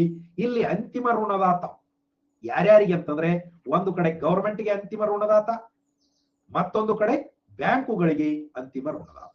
ಹೌದಾ? ಎಲ್ಲೂ ರೊಕ್ಕಿಲ್ಲ ಅಂದ್ರೆ ಇವಕ್ಕ RBIಗೆ ಹೋಗಿ ಯಪ್ಪ ಹಾಕೊಂದಿಸಿದ್ರೆ ತುಗ ಅಂತ ಹೋಗದ ಕಳಿಸ್ತದ ಅದು. ಸೊ ಹೀಗೆ ಅಂತಿಮ ಋಣದಾತ. ತೀರುವೆ ಮಣಿ, ಕ್ಲಿಯರಿಂಗ್ ಹೌಸ್. ಇದು ಬ್ಯಾಂಕುಗಳ ನಡುವೆ ದೊಡ್ಡ ಪ್ರಮಾಣದ ಟ್ರಾನ್ಸಾಕ್ಷನ್ಗಳು ಇರ್ತವೆ. ಈ ಬ್ಯಾಂಕಿನಿಂದ ಆ ಬ್ಯಾಂಕಿಗೆ ಹೋಗ್ತದ, ಆ ಬ್ಯಾಂಕಿನಿಂದ ಈ ಬ್ಯಾಂಕಿಗೆ ಬರ್ತಿರ್ತದ. ಎಸ್, ಹೀಗಾಗಿ ತೀರುವೆ ಮಣೆಯಾಗಿ ಇದು ಕೆಲಸ ಮಾಡ್ತದೆ. ಒಂದು ಮಣಿ ಪೋಸ್ಟ್ ಆಫೀಸ್ ಇದ್ದಾಗ, ಪೋಸ್ಟ್ ಆಫೀಸ್ ಏನು ತೀರುವೆ ಮಣೆ ಅದು, ಹೌದಲ್ಲ? ಎಲ್ಲೆಲ್ಲಿಂದೋ ಟಪಾಲ್ ಬಂದು ಬೀಳ್ತಾವ. ಕ್ಲಿಯರಿಂಗ್ ಹೌಸ್ ಅಂದ್ರೆ ಏನು? ತೀರುವೆ ಮಣೆ ಅಂದ್ರೆ ಸ್ವಚ್ಛ ಮಾಡೋದು ಅಂತ. ಸ್ವಚ್ಛ ಮಾಡೋದು ಹೆಂಗ? ಈ ಕಸ ಗುಡಿಸಲ್ಲ. ಇಲ್ಲಿ ಬ್ಯಾಂಕುಗಳ ಟ್ರಾನ್ಸಾಕ್ಷನ್ ಆಗುವಾಗ X ಬ್ಯಾಂಕಿನಿಂದ Y ಬ್ಯಾಂಕಿಗೆ ಹೋಗಿರ್ತದೆ, Y ಬ್ಯಾಂಕಿನಿಂದ Z ಬ್ಯಾಂಕಿಗೆ ಬಂದಿರ್ತದೆ, Z ಬ್ಯಾಂಕಿನಿಂದ A ಬ್ಯಾಂಕಿಗೆ ಹೋಗಿರ್ತದೆ. ಹಣಕಾಸು ವ್ಯವಹಾರಗಳು ಈ ಎಲ್ಲದರ ಮಧ್ಯನೂ ಇರ್ತಾವ ನಿರಂತರವಾಗಿ. ಅವುಗಳನ್ನ ಸೆಟ್ಲ್ ಮಾಡೋದು ಕೆಲಸ. ಇವಂದ್ ಎಷ್ಟು ಬರೋದಿತ್ತು, ಇವ್ಗೆ ಎಷ್ಟು ಕೊಡೋದಿತ್ತು, ಅವಂದ್ ಇವ್ಗೆ ಎಷ್ಟು ಬರೋದಿತ್ತು, ಇವಂದ್ ಅದ್ರಾಗ ಎಷ್ಟು ಹೋಗೋದಿತ್ತು, ಒಟ್ಟಿನೊಳಗೆ ಇಂತ ಸೆಟ್ಲ್ಮೆಂಟ್ ಕೆಲಸ ಇದು. ಹೌದಾ? ಸೊ ಇದಕ್ಕಾಗಿ ಒಂದು ವ್ಯವಸ್ಥೆ ಇರ್ತದೆ. ಆ ಪ್ರಕಾರ ಅವರು ಮಾಡ್ಕೊತ ಹೊಂಟಿರ್ತಾರೆ. ತೀರುವೆ ಮನೆಯಾಗಿ ಕೆಲಸ ಮಾಡೋದು. ಹಣದ ಪೇಟೆಯ ನೇತಾರ, leader of money market. What is money market ಅಂತ ಪ್ರಶ್ನೆ ಕೇಳ್ತಾರೆ. What is money market? Sir ನಾವು ನೋಡಿಲ್ರಿ ಅಂತ. ನಾವು ಒಳ್ಳೆ ತರಕಾರಿ ಮಾರ್ಕೆಟ್ ನೋಡಿವ್ರಿ, ಹಣ್ಣಿಂದ ನೋಡಿವ್ರಿ, ಮಟನ್ ನೋಡಿವ್ರಿ, ಚಿಕನ್ ನೋಡಿವ್ರಿ. ಆದ್ರ ಈ ಹಣದ ಮಾರುಕಟ್ಟೆ ನಮಗೆ ಎಲ್ಲಿ ಕಂಡಿಲ್ಲ ಬಿಡ್ರಿ. ಮತ್ತೆ ಎಲ್ಲೈತ್ರಿಪ್ಪ ಇದು? ಹಣದ ಪೇಟೆ ಅಥವಾ ಮನಿ ಮಾರ್ಕೆಟ್ ಎಲ್ಲೈತಿ? ಇಂಟ್ರೆಸ್ಟಿಂಗ್ ಅಲ್ಲ? ಐತಿ. ಆದ್ರ ಎಲ್ಲರ ಹೊರಗೆ ಕುತ್ಕೊಂಡು ಮಾರ್ತಿರ್ತಾರ ಅಂತ ತಿಳ್ಕೊಬೇಡ. ಹೊರಗೆ ಕುತ್ಕೊಂಡು ರೊಕ್ಕ ಮಾರ್ತಿರ್ತಾರ ಅಂತ ತಿಳ್ಕೊಬೇಡ. ಅಲ್ಲ, ರವಿ ಚಿಕ್ಕಮಠ ಅವರೇ ಶೇರ್ ಮಾರ್ಕೆಟ್ ಅಂತ ರವಿ ಚಿಕ್ಕಮಠ ಹೇಳಕತ್ತಾರ. ಎಸ್, ತಿಳ್ಕೊಬೇಕು. ಮನಿ market is A concept. It is A concept. Money market is a concept. It is a market which provides funds for the short term. Money market is a system. Concept in the sense, it is a system. This system works through mainly banks. Money market works through banks. Yeah, share market is long term. ಅದಕ್ಕಾಗಿ ಇದನ್ನ ಮನಿ market ಅಂತ ಕರೀತಾರೆ, ಅದನ್ನ capital market ಅಂತ ಕರೀತಾರೆ, ಅಥವಾ stock market ಅಂತ ಕರೀತಾರೆ.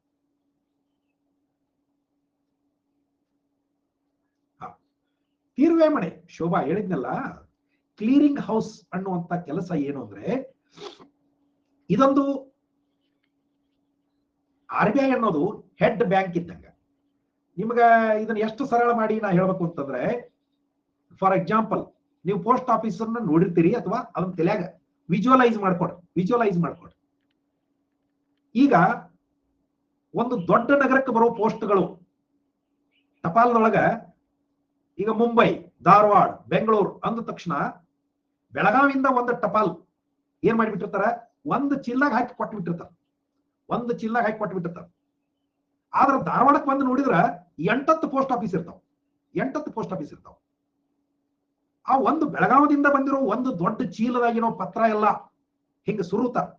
ಅವೆಲ್ಲ ಧಾರವಾಡಕ್ಕೆ ಬಂದಿರೋದು ನಿಜ, ಆದ್ರೆ ಒಂದ ಏರಿಯಾಕ್ಕೆ ಬಂದದ್ದು ಅಲ್ಲ. ಅವನು ಸುರುವಿ ಏನ್ ಮಾಡ್ತಾರಂದ್ರ, ಜಸ್ಟ್ ಅವ್ರ ಕೆಳಗೆ ಪಿನ್ ಕೋಡ್ ಗಳನ್ನು ನೋಡ್ತಿರ್ತಾರ. ಅಪರೂಪಕ್ಕೆ ಪಿನ್ ಕೋಡ್ ಬರಲ್ಲ ಅಂದ್ರ ಅವಾಗ ಏರಿಯಾ ನೋಡ್ತಾರ. ಅವ್ನು ಏನ್ ಮಾಡ್ತಾರ, ಮೊದಲು ಸಾರ್ಟ್ ಔಟ್ ಮಾಡ್ತಾರ. ಬಾಕ್ಸ್ ಇರ್ತಾವ ಅವ್ರ ಮುಂದೆ, ಪಿಜನ್ ಹೋಲ್ ಅಂತ ಕರೀತಾರ. ಏನಂತ ಕರೀತಾರ? ಪಿಜನ್ ಹೋಲ್ ಅಂತ ಇರ್ತಾವ. ಎಷ್ಟು ಫಾಸ್ಟ್ ಆಗಿ ಚುರುಕಾಗಿ ಆ ಕೆಲಸ ನಡೆದಿರ್ತೈತೆ ಅಂದ್ರೆ, ಅವ್ರು ಏನದ್ರ ಕಣ್ಣು ಮುಚ್ಚಿ ಮಾಡಿದಂಗೆ ಮಾಡ್ತಿರ್ತಾರೆ. It is out of experience ಹಂಗೆ ಮಾಡ್ತಿರ್ತಾರೆ. ಸೊ ಇಲ್ಲಿ ಈಗ ಧಾರವಾಡದ ಹೆಡ್ ಪೋಸ್ಟ್ ಏನ್ ಮಾಡ್ತದ ಅಂತಂದ್ರೆ, ಧಾರವಾಡದ 8 ಅಂಚೆ ಕಚೇರಿಗಳ ತೀರುವೆ ಮನೆಯಾಗಿ ಕೆಲಸ ಮಾಡ್ತದೆ. ಇಲ್ಲಿ 01 ಬಂದದ್ದು ತನ್ನಂತ ಕೈ ಇಟ್ಕೋತದ, 02 ಯಾವ ಪೋಸ್ಟ್ ಆಫೀಸ್ ಅದ ಅಲ್ಲಿ ಕಳಿಸ್ತದ, 03 ಎಲ್ಲಿ ಅದ ಅದಕ್ಕೆ ಕಳಿಸ್ತದ, 05 ಅಲ್ಲಿ ಹೋಗ್ತದ, 08 ಮತ್ತೊಂದ್ ಕಡೆ ಹೋಗ್ತದ. ಹಿಂಗೆ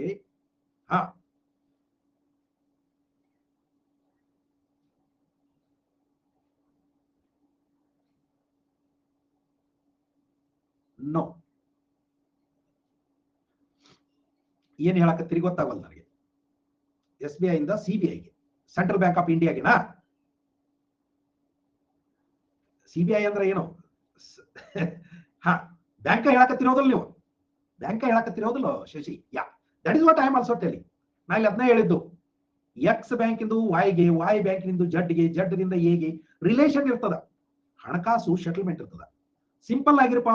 ಈಗ ನಿಮ್ಗೆ ಅತ್ಯಂತ ಲೇಟೆಸ್ಟ್ ಹೇಳ್ಬೇಕಂದ್ರ, ATM ದೊಳಗೆ ಹೋಗಿ ನೀವು ಎಲ್ಲಾರು ದುಡ್ಡು ತಗೋತೀರಿ. ಒಂದ್ ಯಾವ್ದೋ ನಿಮ್ಗೆ ಸಮೀಪ ಇರುವಂತ ATM ಕೆನರಾ ಬ್ಯಾಂಕ್ ಇಂದ ಐತಿ ಅಂತಿದ್ರ, ಇದ್ರೊಳಗೆ ಕೆನರಾ ಅಕೌಂಟ್ ಇದ್ದವರು ತಗೋತಾರ, SBI ದವರು ತಗೋತಾರ, ಎಲ್ಲಾ ಬ್ಯಾಂಕಿನವರು ತಗೋತಾರ. ಹೌದಲ್ಲ? ಎಲ್ಲಾರು ತಗೋತಾರ. ಹಾಗೆ ತಗೊಂಡ ಬಳಿಕ ಇದನ್ನು ಸರಿಪಡಿಸೋರು ಯಾರದಾರ?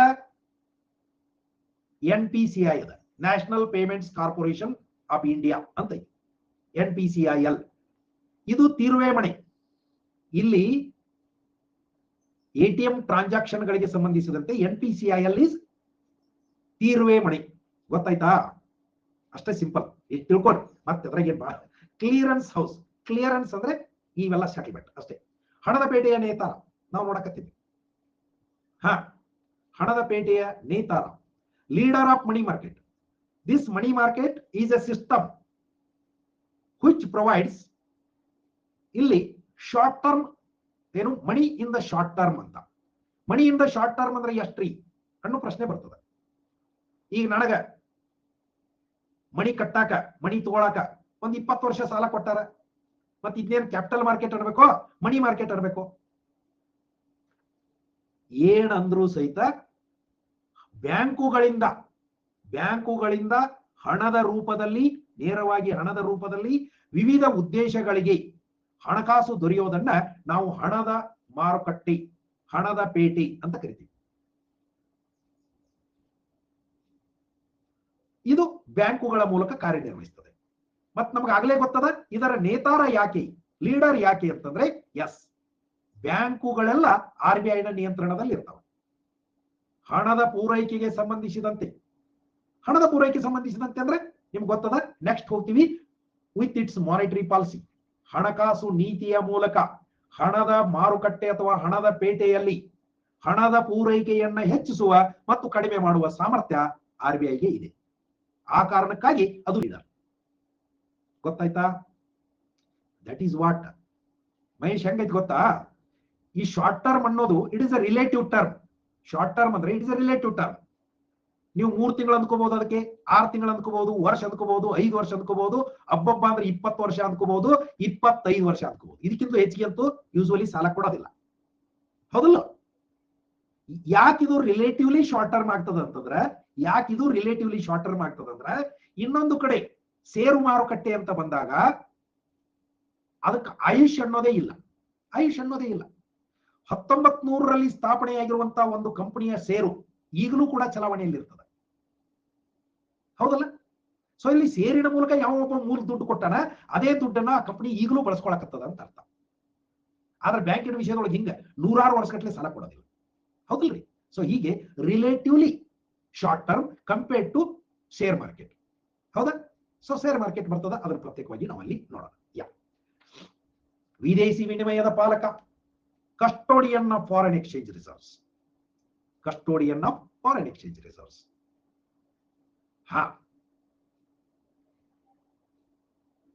ಅದು ಒಂದು ಬರ್ತದ. ಎಸ್. ಸೊ ಅದಕ್ಕೆ ಒಂದೈತಿ. ಯೂಶುವಲಿ ಕೋಆಪರೇಟಿವ್ ಲೆಂಡಿಂಗ್ ದೊಳಗ ಈ ವಿಷಯ ಬರ್ತದ. ಸೊ ಹೇಳ್ತೀನಿ ನಾನು ನಿಮಗೆ. ಸೊ ಒಂದು ಅಲ್ಪಾವಧಿ ಸಾಲಗಳು, ಮಧ್ಯಮಾವಧಿ ಸಾಲಗಳು ಮತ್ತು ದೀರ್ಘಾವಧಿ ಸಾಲಗಳು. ಇವನ್ನ ಏನಂತ ಕರೀತಾರಂದ್ರ ಸಾಲಗಳು ಅಂತ ಕರೀತಾರೆ. ಸಾಲಗಳು ಇವು. ಸೊ ಇದ್ರದ್ದೊಂದು ಮಾಹಿತಿ ಬರ್ತದ, ನಾನು ನಿಮ್ಗೆ ಕೊಡ್ತೀನಿ. ಓಕೆ, ಸಾಲಗಳು ಬೇರೆ, ಷೇರುಗಳು ಬೇರೆ. ಸೊ ಹಣದ ಮಾರುಕಟ್ಟೆ ಒಳಗ ಸಾಲಗಳನ್ನ ಕೊಡ್ತಾರೆ. ಇದನ್ನು ನೀವು ತಿಳ್ಕೋಬಹುದು. ಸಿಂಪಲ್ ಆಗಿ ಕನ್ಫ್ಯೂಷನ್ ಬೇಡ ಅಂದ್ರೆ ಅವಧಿ ಎಟ್ಟರೆ ಇರುವ ಲೆಕ್ಕ ಹಣದ ಮಾರುಕಟ್ಟೆ ಒಳಗೆ ಸಿಗೋದು ಸಾಲಗಳು, ಬಂಡವಾಳ ಮಾರುಕಟ್ಟೆಯಲ್ಲಿ ಸಿಗೋದು ಷೇರುಗಳು. ಹೀಗೆ ವಿದೇಶಿ ವಿನಿಮಯದ ಪಾಲಕ, custodian of foreign exchange reserves. Yes, it is not only in India. ಜಗತ್ತಿನ ಎಲ್ಲಾ ದೇಶಗಳಲ್ಲಿ ಆಯಾ ದೇಶದ ಕೇಂದ್ರ ಬ್ಯಾಂಕುಗಳು ಆ ದೇಶದ ವಿದೇಶಿ ವಿನಿಮಯದ ಪಾಲಕ, ನಿಯಂತ್ರಕರಾಗಿ ಕೆಲಸ ಮಾಡ್ತಾರೆ. ಭಾರತದ ವಿದೇಶಿ ವಿನಿಮಯ ಈಗ ಇಷ್ಟೈತಿ ಅಂತ ನಾವು ಹೇಳ್ತಿರ್ತೀವಿ. ಅದು ಎಷ್ಟ ಇದ್ರೂ RBI ಒಳಗಡೆ ಇರ್ತದೆ. ವಿದೇಶದಿಂದ ಭಾರತಕ್ಕೆ ಬರುವಂತ ಎಲ್ಲ ಹಣ RBI ತ್ರೋಣ ಬರ್ತದೆ. ಹೌದು. ಹೀಗಾಗಿ ಬ್ಯಾಲೆನ್ಸ್ ಆಫ್ ಪೇಮೆಂಟ್ ಅನ್ನ ಅದು ಮೇಂಟೈನ್ ಮಾಡ್ತದೆ. ಸೊ ವಿದೇಶಿ ವಿನಿಮಯ ಕಸ್ಟೋಡಿಯನ್ ಐತಿ ಅಂತಂದ್ರೆ ಅದು BOPಗೆ ಸಂಬಂಧಿಸಿದ್ದು. ಹೌದಾ? ಸೊ ಹೀಗೆ ಆ ಕೆಲಸವನ್ನು ಮಾಡ್ತದೆ. ಇನ್ನ ಕಂಟ್ರೋಲರ್ ಆಫ್ ಕ್ರೆಡಿಟ್, ಪತ್ತು ನಿಯಂತ್ರಕ ಅಥವಾ ಸಾಲ ನಿಯಂತ್ರಕ. ಆಗ್ಲೇ ನಮ್ಗೆ ಗೊತ್ತದ, ಬ್ಯಾಂಕುಗಳ ನೇತಾರನಾಗಿ ಬ್ಯಾಂಕುಗಳನ್ನ ಹಲವು ರೀತಿ ಒಳಗೆ ನಿಯಂತ್ರಿಸ್ತದ. ಅದರೊಳಗೆ ಒಂದು ನಿಯಂತ್ರಣ ಅದು ಸಾಲ ಪ್ರಮಾಣದ ನಿರ್ಧಾರದ ಮೂಲಕ ನಿಯಂತ್ರಣ. ಹೌದು, ಇಲ್ಲಿ ನಾವೆಲ್ಲ RR, RRR, BR, CRR, SLR, CRR ಇವೆಲ್ಲ ಬರ್ತಾವ. ಇವುಗಳ ಮೂಲಕ ಸಾಲ ನಿಯಂತ್ರಣಕನಾಗಿ. ಹೌದೌದು ಮಹೇಶ, BOP ಕನ್ಸೆಪ್ಟ್ ಮುಂದೆ ಇಷ್ಟು ದೊಡ್ಡದೈತಿಪ್ಪ, ಇಷ್ಟು ದೊಡ್ಡದೈತಿ. ಸೊ ಅದನ್ನ ಫಾರಿನ್ ಟ್ರೇಡ್ ಹೇಳುವಾಗ ಹೇಳ್ತೀವಿ. Foreign trade of India and balance of payment of India and foreign exchange of India ಅವೆಲ್ಲ ಅಲ್ಲೇ ಒಂದ ಕಡೆ ಬರ್ತಾವ. ಹೌದಾ? ಸೊ ಇವು ಇಷ್ಟು RBI ನ ಕಾರ್ಯಗಳು ಅಂತ ನಾವು ನೋಡಿದ್ವಿ. ಇವು ಎಂತ ಕಾರ್ಯಗಳು? ಸಾಂಪ್ರದಾಯಿಕ ಕಾರ್ಯಗಳು, ಕನ್ವೆನ್ಷನಲ್ ಫಂಕ್ಷನ್ಸ್ ಆಫ್ RBI. ಗಮನಿಸ್ರಿ, ಎಲ್ಲಾದ್ರೂ long essay type traditional functions ಅನ್ರಿ, ಕನ್ವೆನ್ಷನಲ್ ಫಂಕ್ಷನ್ಸ್ ಅನ್ರಿ, ಒಟ್ಟೊಳಗ ಸಾಂಪ್ರದಾಯಿಕ ಕಾರ್ಯಗಳು. ಅಭಿವೃದ್ಧಿ ಕಾರ್ಯಗಳು, ಹಲವು ರೀತಿಯ ಅಭಿವೃದ್ಧಿಗಳಿಗೆ, ಕ್ಷೇತ್ರವಾರು ಅಭಿವೃದ್ಧಿಗಳಿಗೆ RBI ಉತ್ಸುಕ ಆಗಿರ್ತದೆ. ಈ RBI ಇದ್ದು ಒಟ್ಟಾರೆ ಅದರ ಮಹತ್ವ ಏನು ಅನ್ನೋದನ್ನು ನೀವು ತಿಳ್ಕೋಬೇಕು ಮಿತ್ರರೇ. The most objective economic doctor of A country ಯಾರು ಅಂತ ಕೇಳಿದ್ರೆ it is RBI. It is economic doctor of the country. ದೇಶದ ಆರ್ಥಿಕ ವೈದ್ಯ ಇದು. ಸೊ ಇಲ್ಲಿ BP ಇರುವಂಗೂ ನೋಡ್ಕೋತೈತಿ, BP ಹೆಚ್ಚಾಗಲ್ಲಂಗ ನೋಡ್ಕೋತೈತಿ, BP ಕೆಳಗೆ ಡ್ರಾಪ್ ಆಗಲ್ಲಂಗ ನೋಡ್ಕೋತೈತಿ. ಇದು ಇದರ ವಿಶೇಷ ಕೆಲಸ. ಸೊ ಒಂದು ದೇಶದ ಆರ್ಥಿಕ ಆರೋಗ್ಯದ ರಕ್ಷಕ RBI ಅಂದ್ರೆ ತಪ್ಪಿಲ್ಲ. ಇದಕ್ಕೆ ಅದನ್ನ ಬಿಟ್ರೆ ಉಳಿದ ಯಾವ ದುರಾಶೆಗಳು ಇದಕ್ಕಿಲ್ಲ. ಉಳಿದ ಬ್ಯಾಂಕುಗಳಂಗ ಹುಯಿ ಅಂತ ಲಾಭ ಮಾಡಿ ಕೋಟ್ಯಾಧೀಶ ಆಗಿ ನಥಿಂಗ್ ಡೂಯಿಂಗ್. ಇದಕ್ಕೆ ಲಾಭ ನಷ್ಟದ ಚಿಂತೆ ಇಲ್ಲ. ಈ ಬ್ಯಾಂಕಿಗೆ ಲಾಭ ನಷ್ಟದ ಚಿಂತೆ ಇಲ್ಲ, ಬದಲಿಗೆ ದೇಶದ ಆರ್ಥಿಕತೆಯ ಆರೋಗ್ಯದ ಚಿಂತೆ ಇರ್ತದೆ. ಆ ಹಿನ್ನೆಲೆ ಒಳಗ ಆ ಸಾಂಪ್ರದಾಯಿಕ ಕಾರ್ಯಗಳ ಜೊತೆ ಈ ಅಭಿವೃದ್ಧಿ ಕಾರ್ಯಗಳನ್ನ ಅದು ಮಾಡ್ತದೆ. ಭಾರತದಂತ ದೇಶ ಕೃಷಿ ತುಂಬಾ ಮಹತ್ವದ್ದು.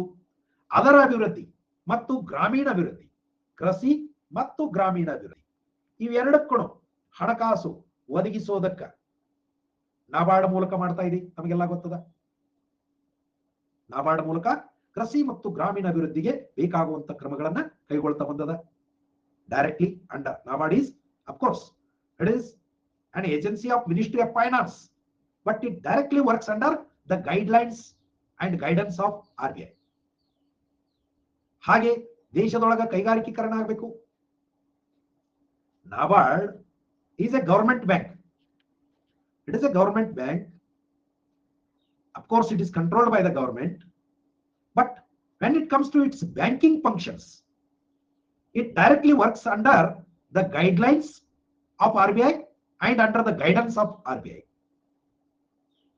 ಎಷ್ಟೋ ಮಂದಿ ಈ ಗೈಡೆನ್ಸ್ ಮತ್ತು ಗೈಡ್ಲೈನ್ಸ್ ವ್ಯತ್ಯಾಸ ತಿಳ್ಕೊಳ್ಳಾರ್ದ ಗೈಡೆನ್ಸ್ ಅಂತ ಹೇಳ್ಬೇಕಾದಲ್ಲಿ ಗೈಡ್ಲೈನ್ಸ್ ಅಂತ ಹೇಳ್ತಿರ್ತಾರೆ, ಗೈಡ್ಲೈನ್ಸ್ ಅಂತ ಹೇಳ್ಬೇಕಾದಲ್ಲಿ ಗೈಡೆನ್ಸ್ ಅಂತ ಹೇಳ್ತಿರ್ತಾರೆ. ಹೌದಲ್ಲ? ಗೈಡ್ಲೈನ್ಸ್ ಬೇರೆ, ಗೈಡೆನ್ಸ್ ಬೇರೆ. ಗೈಡೆನ್ಸ್ ಬೇರೆ, ಗೈಡ್ ಲೈನ್ಸ್ ಬೇರೆ. ಈಗ ನಾನು ನಿಮಗೆ ಸ್ಪರ್ಧಾತ್ಮಕ ಪರೀಕ್ಷೆಗಳಿಗೆ ಮಾರ್ಗದರ್ಶನ ಮಾಡುತ್ತಿದ್ದೇನೆ.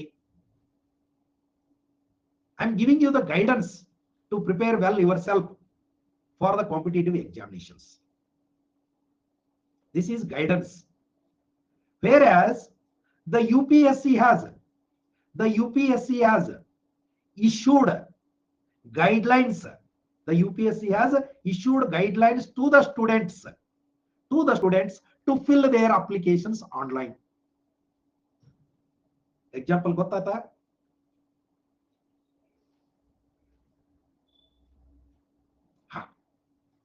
Yeah. yes. So NABARD is not under RBI, but it works under the guidelines of RBI. So guidelines ಅನ್ನೋದು ಏನೈತಿ? Rules and regulations. ಗೈಡೆನ್ಸ್ ಅನ್ನೋದು ಏನೈತಿ? ಮಾರ್ಗದರ್ಶನ. ಹಿಂಗ ಮಾಡಿದ್ರೆ ಚಲೋ, ಹಂಗ ಮಾಡಿದ್ರೆ ಚಲೋ, ಹಿಂಗ. ಮಾರ್ಗದರ್ಶನ, ಮಾರ್ಗಸೂಚಿ ವ್ಯತ್ಯಾಸ. ದಿವ್ಯಾಗೌಡ ಡನ್. ಸೊ ಮಾರ್ಗದರ್ಶನ ಬೇರೆ, ಮಾರ್ಗಸೂಚಿಗಳು ಬೇರೆ. ಮಾರ್ಗಸೂಚಿ ಅಂದ್ರೆ ಗೈಡ್ಲೈನ್ಸ್, ಮಾರ್ಗದರ್ಶನ ಅಂದ್ರೆ ಗೈಡೆನ್ಸ್. ಇನ್ನೊಂದು ಕಡೆ ನಾವು ನೋಡ್ತಾ ಇದ್ವಿ, ಕೈಗಾರಿಕಾ ಅಭಿವೃದ್ಧಿಗೆ ಹಣಕಾಸು ಒದಗಿಸೋದು ತುಂಬಾ ಮುಖ್ಯ. ನೋಡ್ರಪ್ಪ, ಇಲ್ಲಿ IDBI ಇದ್ರ ಸಲುವಾಗಿ ಸ್ಥಾಪನೆ ಮಾಡ್ಯದ. ವಿದೇಶಿ ವ್ಯಾಪಾರಕ್ಕೆ ಹಣಕಾಸು ಎಕ್ಸಿಮ್ ಬ್ಯಾಂಕ್ ಅನ್ನು ಸ್ಥಾಪಿಸದ. ತುಂಬಾ ಮಹತ್ವದವುಗಳು ಇವು. ಎರಡು ಒಂದೇ ವರ್ಷ ಸ್ಥಾಪನೆ ಆದವು, NABARD ಅಂಡ್ ಎಕ್ಸಿಮ್ ಬ್ಯಾಂಕ್ 1982. ಹೌದಾ? ಸೊ ಇವು ಹೀಗೆ ಕ್ಷೇತ್ರವಾರು ಆರ್ಥಿಕ ಅಭಿವೃದ್ಧಿಗೆ ಇದು ಕೆಲಸ ಮಾಡಕತ್ತದ, ಮಾರ್ಗದರ್ಶನ ಮಾಡಕತ್ತದ. IDBI is the nodal industrial bank in India. IDBI is the nodal industrial bank in India, which refinances the other agencies engaged in industrial finance ಅಂತ ಹೇಳ್ತೀವಿ. ಹೌದಾ? ಅವ್ರ ಬಗ್ಗೆ ನಾನ್ ಬ್ಯಾಂಕಿಂಗ್ ಫೈನಾನ್ಷಿಯಲ್ ಇನ್ಸ್ಟಿಟ್ಯೂಷನ್ಸ್ ಅಂತ ಚರ್ಚೆ ಮಾಡೋದದ, ಅದನ್ನ ನಾವು ಅಲ್ಲಿ ನೋಡೋದಂತ. ಇತರೆ ಕಾರ್ಯಗಳು, ಸಂಶೋಧನಾ ಕಾರ್ಯ, ಇದು ಬಹಳ ದೊಡ್ಡ ಕೆಲಸ. ಇದ್ರಾಗಣ RBI ಅರ್ಧ ಅಂಗಿ ಹರ್ಕೋತಿರ್ತದೆ. ಸಂಶೋಧನಾ ಕಾರ್ಯ ನಿರಂತರವಾಗಿ ನಡೆದಿರ್ತದೆ. ಬಹಳ ದೊಡ್ಡ ಎಕ್ಸ್ಪರ್ಟ್ಸ್ಗಳು, ಎಕನಾಮಿಕ್ ಎಕ್ಸ್ಪರ್ಟ್ಸ್ಗಳು ಇಲ್ಲಿ ಇರ್ತಾರೆ. ಹಿಂಗ ಮಾಡಿದ್ರೆ ಹೆಂಗ, ಹಂಗ ಮಾಡಿದ್ರೆ ಹೆಂಗ, ಹಂಗ ಮಾಡಿದ್ರೆ ನಮ್ಮ ಆರ್ಥಿಕ ಪ್ರಗತಿ ಎಷ್ಟಾಗ್ಬೋದು, ಹಿಂಗ್ ಮಾಡಿದ್ರೆ ನಮ್ಮ ಆರ್ಥಿಕ ಪ್ರಗತಿ ಎಷ್ಟಾಗ್ಬೋದು, ಹಣದ ಪೂರೈಕೆಯನ್ನು ಹೆಚ್ಚಿಗೆ ಮಾಡಬೇಕು, ಕಡಿಮೆ ಮಾಡಬೇಕು, ಕಡಿಮೆ ಮಾಡಿದ್ರೆ ಎಷ್ಟು ಮಾಡಬೇಕು, ಹೆಚ್ಚು ಮಾಡಿದ್ರೆ ಎಷ್ಟು ಮಾಡಬೇಕು, 108 ಸಂಗತಿಗಳು. ಸೊ ಈ ಸಂಶೋಧನಾ ಕಾರ್ಯದೊಳಗೆ ಬರ್ತಾವೆ. ಅಂಕಿ ಅಂಶಗಳನ್ನ ಮುಂದಿಟ್ಟುಕೊಂಡು ಅನಾಲಿಸಿಸ್ ಅಂಡ್ ಅಸೆಸ್ಮೆಂಟ್ ಮಾಡುವಂತ ಕೆಲಸ, ಅಂಕಿ ಅಂಶಗಳನ್ನು ಸಂಗ್ರಹಿಸು. ಹೌ ಡಾಟಾ, ನಿರಂತರವಾಗಿ ಡಾಟಾ ಕಲೆಕ್ಷನ್.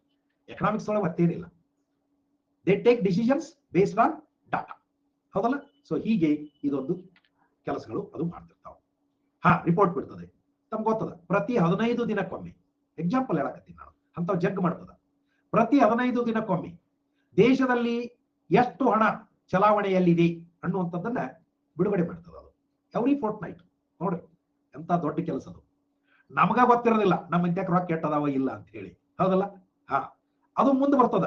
ಶಶಿ, ಮಾರಲ್ ಸುಯೇಜನ್ ಅನ್ನೋದು it is guidance, more than that it is A kind of consultancy, ಒಂದು ಸಜೆಷನ್ ಅಂತ. ಮಾರಲ್ ಸುಯೇಜನ್ ಒಂದು ಇದನ್ನ ಮಾಡುವಂಥದ್ದು, ಗೈಡೆನ್ಸ್ ಅನ್ರಿ, ಹೀಗೆ ಮಾಡಿದ್ರೆ ಚಲೋ, ಹಾಗೆ ಮಾಡಿದ್ರೆ ಚಲೋ. ಅದು ನಾವು ಇದ್ರೊಳಗೆ ನೋಡ್ತೀವಿ, ಮಾನಿಟರಿ ಪಾಲಿಸಿ ಒಳಗೆ ನೋಡ್ತೀವಿ. ಮಾನಿಟರಿ ಪಾಲಿಸಿ ಒಳಗೆ ನೋಡ್ತೀವಿ. ಎಸ್. ಸೊ ಈಗ ಭಾರತದ ಬ್ಯಾಂಕ್ ನೋಟ್ ಮುದ್ರಣಾಲಯಗಳು ಆಗ್ಲೇ ನೋಡಿವಿ, ಜಸ್ಟ್ ಹಂಗ ತಾವು ಮತ್ತೊಮ್ಮೆ ಕಣ್ಣಾಡಿಸಬಹುದು. ಕರೆನ್ಸಿ ನೋಟ್ ಮುದ್ರಣಾಲಯ ನಾಸಿಕ್ ಮಹಾರಾಷ್ಟ್ರದೊಳಗೈತಿ. ಬ್ಯಾಂಕ್ ನೋಟ್ಗಳ ಮುದ್ರಣಾಲಯ ದೇವಾಸ್ ಮಧ್ಯಪ್ರದೇಶದೊಳಗೈತಿ. ಇನ್ನ ಕೆಲವರು ಕನ್ಫ್ಯೂಸ್ ಮಾಡ್ಕೋತಾರೆ, ಕರೆನ್ಸಿ ನೋಟು ಮತ್ತು ಬ್ಯಾಂಕ್ ನೋಟು ಇವು ಬ್ಯಾರೆ ಬೇರೆ ಏನ್ರಿ ಅಂತ. ಕರೆನ್ಸಿ ನೋಟು ಮತ್ತು ಬ್ಯಾಂಕ್ ನೋಟು ಇವು ಬ್ಯಾರೆ ಬೇರೆ ಏನ್ರಿ ಅಂತ. Yes, once upon a time ಅವು ಬ್ಯಾರೆ ಬೇರೆ ಇದ್ದು, ಒಂದಾನೊಂದು ಕಾಲದಲ್ಲಿ ಬೇರೆ ಬೇರೆ ಇದ್ದು, ಆದ್ರೆ ಈಗ ಅಲ್ಲ. ಕರೆನ್ಸಿ ನೋಟ್ ಅಫ್ಕೋರ್ಸ್ ಮೊದಲಿನಿಂದಲೂ ಕರೆನ್ಸಿ ನೋಟೇ, ಎಣಿಸ್ಕೊಡೋದೇನೆ. ಬ್ಯಾಂಕ್ ನೋಟ್ ಅನ್ನುವಂಥದ್ದು ಒಂದು ತರನಾಗಿ ಬ್ಯಾಂಕ್ ನಿಂದ ಇಶ್ಯೂ ಆದಂತ ಒಂದು ಪ್ರಾಮಿಸರಿ ನೋಟ್ ಆಗಿರ್ತಿತ್ತು. ಬ್ಯಾಂಕ್ ನಿಂದ ಇಶ್ಯೂ ಆದಂತ ಪ್ರಾಮಿಸರಿ ನೋಟ್ ಆಗಿರ್ತಿತ್ತು. ಎ ಕೈಂಡ್ ಆಫ್ ಸರ್ಟಿಫಿಕೇಟ್ ಅಂತ ಕೂಡ ನೀವು ಕರಿಬಹುದು. ಈಗ ಎಫ್ ಡಿ ಮಾಡಿದಾಗ ನಮಗೊಂದು ಸರ್ಟಿಫಿಕೇಟ್ ಕೊಡ್ತಾರೆ ನೋಡ್ರಿ, ಎಫ್ ಡಿ ಮಾಡಿದಾಗ. ಬಟ್ ಈಗ ಅದನ್ನ ನಾವು ಬ್ಯಾಂಕ್ ನೋಟ್ ಅಂತ ಕರೆಯೋದಿಲ್ಲ, ಒಂದಾನೊಂದು ಕಾಲದಲ್ಲಿ ಹಂಗೆ ಕರಿತಿದ್ರು. ಹೀಗಾಗಿ ಆ ಪದದ ಬಳಕೆ ಈಗಲೂ ಚಾಲ್ತಿ ಒಳಗದ. But remember that there is no difference between currency note and bank note in India. ಇಲ್ಲ, ಇವಾಗ ಸೇಮ್, ಹಿಂಗಂದ್ರೂ ಅದ, ಹಂಗಂದ್ರೂ ಅದ. ಓಕೆ. ಸೊ ಇದು ದೇವಾಸ್ ಮಧ್ಯಪ್ರದೇಶದೊಳಗೆ ಐತಿ ಅಂತ ನೋಡಿವಿ. ಬ್ಯಾಂಕ್ ನೋಟುಗಳ ಮುದ್ರಣಾಲಯ ಮೈಸೂರೊಳಗೆ ಐತಿ. ಕರ್ನಾಟಕ 1995 ಸ್ಥಾಪನೆ ಆಗೈತಿ. ಬ್ಯಾಂಕ್ ನೋಟುಗಳ ಮುದ್ರಣಾಲಯ ಯಾವ್ಯಾವ್ದ್ರ ಅಂಡರ್ದಾಗ ಅದಾವ ಅಂತ ಆಗ್ಲೇ ಹೇಳಿದೀವಿ. ಸಾಲ್ಬಣಿ ಪಶ್ಚಿಮ ಬಂಗಾಳದೊಳಗೆ 1995. Security paper mill, this is important. Bank ನೋಟುಗಳು ಅಥವಾ ಕರೆನ್ಸಿ ನೋಟುಗಳ ಮುದ್ರಣಕ್ಕೆ ಬೇಕಾಗುವ ಕಾಗದ ಎಲ್ಲಿ ತಯಾರಾಕೈತಿ? ಕಾಗದ ಎಲ್ಲಿ ತಯಾರಾಕೈತಿ ಅಂದ್ರೆ ಹೋಶಾಂಗಾಬಾದ್ ಮಧ್ಯಪ್ರದೇಶ್. ಹೋಶಾಂಗಾಬಾದ್ ಮಧ್ಯಪ್ರದೇಶ್. ನಾವೊಂದು 10 ಕಿಲೋ ತರಿಸ್ಕೋಲೇನ್ರಿ ಅನ್ಬೇಡ್ರಿ, ಮತ್ತೆ ಆ ಪೇಪರ್ ತಗೊಂಡು ಏನ್ ಮಾಡ್ತೀರಿ, ಪ್ರಿಂಟ್ ಆಗ್ಬೇಕಾದ್ರ ಮ್ಯಾಗ. Security printing press Hyderabad. ಇಲ್ಲೆಲ್ಲ ಸರ್ಕಾರದ ಭದ್ರತಾ ಪತ್ರಗಳು ಇವೆಲ್ಲ ಪ್ರಿಂಟ್ ಆಗ್ತಿರ್ತಾವ. Telangana. India security press Nashik, ಇಲ್ಲೂ ಕೂಡ ಅಷ್ಟೇ ಸರ್ಕಾರದ ಸೆಕ್ಯೂರಿಟಿ ಭದ್ರತಾ ಪತ್ರಗಳು, ಕೆಲವು ಬಾಂಡ್ಗಳು, ಚೆಕ್ಗಳು, ಇವನ್ನ ಸೆಕ್ಯೂರಿಟಿ ಪ್ರೆಸ್ ಅಂತ ಕರಿತೀವಿ ನಾವು. ಭಾರತೀಯ reserve bank note Mudran private limited Bengaluru, ಇದು ಹಣಕಾಸು ಸಚಿವಾಲಯದ ಅಡಿಯಲ್ಲಿ ಕಾರ್ಯನಿರ್ವಹಿಸುತ್ತಿರುವಂತಹ ಒಂದು ನೋಟು ಮುದ್ರಣ ಕೇಂದ್ರ. ಹೌದು, ಈಗ ಹಂಗ ಮಾಡ್ಯಾರ. ಕರೆಕ್ಟ್. ಒಂದು 4 ನಗರಗಳ ಹೆಸರುಗಳನ್ನ ಒಂದ ಸಲಕ್ಕೆ ಮಧ್ಯಪ್ರದೇಶದೊಳಗೆ ಬದಲಿಸ್ಯಾರ. ಅದರೊಳಗೆ ಇದು ಕೂಡ ಒಂದು. ಹೋಶಾಂಗಾಬಾದ್ ಇದ್ದು ಈಗ ನರ್ಮದಾಪುರ ಅಂತ ಮಾಡ್ಯಾರ. ಇವ್ರು ಕರೆಕ್ಟ್, ಹೌದಾ? ಎಸ್. ಸೊ ಹೀಗೆ ಇವು ಎಲ್ಲೆಲ್ಲಿ ಅದಾವ ಅಂತ. ಇನ್ನ ಈ ರಿಸರ್ವ್ ಬ್ಯಾಂಕ್ ಕರೆನ್ಸಿಯನ್ನ ಹೆಂಗ ಡಿಸ್ಟ್ರಿಬ್ಯೂಟ್ ಮಾಡ್ತೈತಿ? ಆಗ್ಲೇ ಹೇಳಿದಂಗ ರಿಸರ್ವ್ ಬ್ಯಾಂಕ್ ಪ್ರಸ್ತುತ ಅಹಮದಾಬಾದ್, ಬೆಂಗಳೂರು, ಬೇಲಾಪುರ, ಭೋಪಾಲ್, ಭುವನೇಶ್ವರ್, ಚಂಡೀಗಢ, ಚೆನ್ನೈ, ಗುವಾಹಟಿ, ಹೈದರಾಬಾದ್ ಎಟ್ಸೆಟ್ರಾ ತನ್ನ 19 ವಿತರಣಾ ಕಚೇರಿಗಳ ಮೂಲಕ ನೋಟುಗಳನ್ನು ವಿತರಿಸುತ್ತದೆ. ವಿತರಣಾ ಕಚೇರಿಗಳದಾವ. ಪ್ರಿಂಟ್ ಆದದ್ದು ಒಂದ್ ಕಡೆ ಬಂದು ಗೋಡಾವಣದಾಗ ಜಮಾ ಆಕಾವ್, ಟ್ರಕ್ಕಿನ್ಯಾಗ. ಒಂದು ಟ್ರಕ್ ಹೊಡೆಯೋಣ ಏನ್ರಿ ಸರ್ ಅಂತ ಕೇಳಿಗಿರಿ. ಮತ್ತೆ ಒಮ್ಮೆ ಬೀಳ್ತಾವ, ಒಮ್ಮೆ ನೋಟ್ ಹೊತ್ಕೊಂಡು ಹೊಂಟಂತ ಕರೆನ್ಸಿ ನೋಟ್ ಹೊತ್ಕೊಂಡಂತ ಟ್ರಕ್ಗಳ ಬೀಳ್ತಾವ. ಅವಾಗ ಏರೇ ಬಾಜುಕದು ಇದ್ರಿ ಒಂದಂದ್ರೆ ನಿಮ್ಮ ಮ್ಯಾಗ ಬೀಳ್ಬಾರ್ದು, ದೂರ ಬೀಳ್ಬೇಕು, ಬಿದ್ದ ಅದ ಏರೇ ಹೊಡಿಬೇಕು. ಆದ್ರೆ ಈಗ ಅಷ್ಟು ಈಜಿ ಇಲ್ಲ. ಅದ್ರ ಹಿಂದ 4 ಗಾಡಿ ಗನ್ ಹಿಡ್ಕೊಂಡದ್ದು ಬೆಣ್ಣ ಎತ್ತಿರ್ತಾವ. ಹಾ, ಎಲ್ಲಿ ಹಂಗಾತು ಅಂದ್ರ ದನ ದನ ದನ ದನ ಗಂಟು ಅಂತ ಕೆಳಗೆ ಇಳಿದು ಬಿಡ್ತಾರ ನಾವು. ಹೌದಾ? ಸೊ ಕ್ವಾಯ್ ಅಂದವನ್ ಡಮ್ ಮಣಿಸ್ಬಿಡ್ತಾರ. ಸೊ ಹೀಗೆಲ್ಲ ಇರೋದ್ರಿಂದ ಅಲ್ಲ, ಸುಮ್ಮನೆ ಜೋಕಿ ಹೇಳಿದೆ. ಹಂಗ ಈ ಒಂದು ವಿತರಣಾ ಕಚೇರಿಗಳ ಮೂಲಕ ನೋಟುಗಳು ನೆಕ್ಸ್ಟ್ ಹಂತಕ್ಕೆ ಹೋಗ್ತಾವ. ನೋಡ್ರಿ, 5 ಮುದ್ರಣಾಲಯಗಳಿಂದ 19 ಕೇಂದ್ರಗಳಿಗೆ ಹೋಗ್ತಾವ. ಮತ್ತೆ ಇಂಡಿಯಾ ಏನು ಸಣ್ಣ ದೇಶ ಐತೆ? ಈ 19 ಕೇಂದ್ರಗಳಿಂದ ಎಲ್ಲಾ ನಗರ ಪ್ರದೇಶಗಳಲ್ಲಿ ಇರುವಂತ ಕರೆನ್ಸಿ ಚೆಸ್ಟ್ ಅಂತ ಬರ್ತಾವ. ಪ್ರಶ್ನೆ ಕೇಳ್ಯಾರ, ವಾಟ್ ಇಸ್ ಕರೆನ್ಸಿ ಚೆಸ್ಟ್ ಅಂತ. ಅಲ್ಲಿಗೆ ಹೋಗ್ತಾವ. ಹೈದರಾಬಾದ್, ಕೋಲ್ಕತ್ತಾ, ಮುಂಬೈ ಮತ್ತು ಹೊಸದಿಲ್ಲಿಯಲ್ಲಿರುವಂತಹ ರಿಸರ್ವ್ ಬ್ಯಾಂಕ್ ಕಚೇರಿಗಳು ಮಿಂಟ್ ಲಿಂಕ್ಡ್ ಆಫೀಸಸ್ ಟಂಕ ಸಾಲೆಯಿಂದ ನಾಣ್ಯಗಳನ್ನು ಪಡಿತಾವ. ನಾಣ್ಯಗಳು currency chest is nothing but ದುಡ್ಡಿಡೋ ಜಾಗ. ಎಲ್ಲಿ? ಕಾಮರ್ಷಿಯಲ್ ಬ್ಯಾಂಕ್ಗಳು. ಅವ್ರದ್ದು ಸ್ಟ್ರಾಂಗ್ ರೂಮ್ಗಳು ಏನಿರ್ತಾವಲ್ಲ, ಆ ಸ್ಟ್ರಾಂಗ್ ರೂಮ್ನಾಗ ಇವಕ್ಕೊಂದು ಜಾಗ ಕೊಟ್ಟಿರ್ತಾವ. ಈ ಕಚೇರಿಗಳು ನಂತರ ನಾಣ್ಯಗಳನ್ನ ರಿಸರ್ವ್ ಬ್ಯಾಂಕ್ ನ ಇತರ ಕಚೇರಿ ಕಳಿಸ್ತಾವ ಮತ್ತು ಅವು ಅದನ್ನ ಕರೆನ್ಸಿ ಚೆಸ್ಟ್ಗಳು ಮತ್ತು ಸಣ್ಣ ನಾಣ್ಯ ಡಿಪೋಗಳಿಗೆ ಕಳಿಸಿಕೊಡ್ತಾವ. ಹಂಗ ಹಂತವಾಗಿ ಕೆಳಗೆ ಹೋದಂಗ ಅಗಲಾಕೋತ ಹೋಗ್ತಿದ್ದು ನೆಟ್ವರ್ಕ್. ಕರೆನ್ಸಿ ಚೆಸ್ಟ್ ನೋಟುಗಳು ಮತ್ತು ರೂಪಾಯಿ ನಾಣ್ಯಗಳ ವಿತರಣೆಯನ್ನು ಸುಲಭಗೊಳಿಸಲು ರಿಸರ್ವ್ ಬ್ಯಾಂಕ್ ಆಯ್ದ ನಿಗದಿತ ಬ್ಯಾಂಕುಗಳಿಗೆ ಕರೆನ್ಸಿ ಚೆಸ್ಟ್ಗಳನ್ನ ಸ್ಥಾಪಿಸಲು ಅಧಿಕಾರ ನೀಡಿದೆ. ಬಹುತೇಕ ನ್ಯಾಷನಲೈಸ್ಡ್ ಬ್ಯಾಂಕ್ಸ್ ಅಂತ ಏನಿದಾವೋ ಇವುಗಳು ಕರೆನ್ಸಿ ಚೆಸ್ಟ್ಗಳು ಇರ್ತಾವ. ಸೊ ಸ್ಟ್ರಾಂಗ್ ರೂಮ್ನಾಗ ಒಂದು ದೊಡ್ಡ ಸ್ಟ್ರಾಂಗ್ ರೂಮ್ನಾಗ ಒಂದು ಜಾಗ, ಇದನ್ನ ಕರೆನ್ಸಿ ಚೆಸ್ಟ್ ಅಂತ ಕೊಟ್ಬಿಟ್ಟಿರ್ತಾರ. ಇದಕ್ಕೆ RBI ಇದ್ದು ತಿಂಗಳಿಗೆ ಒಂದು 50,000 ರೂಪಾಯಿ ಬಾಡಿಗೆ ಕೊಡ್ತೀನಿ ನಾನು, ದೊಡ್ಡದಿದ್ರ ಬಾಡಿಗೆ ಕೊಡ್ತಿರ್ತೈತಿ. ಇದೇನು ಪುಕ್ಷೆಟ್ಟಿ ಇಟ್ಕೊಳ್ಳೋದಿಲ್ಲ.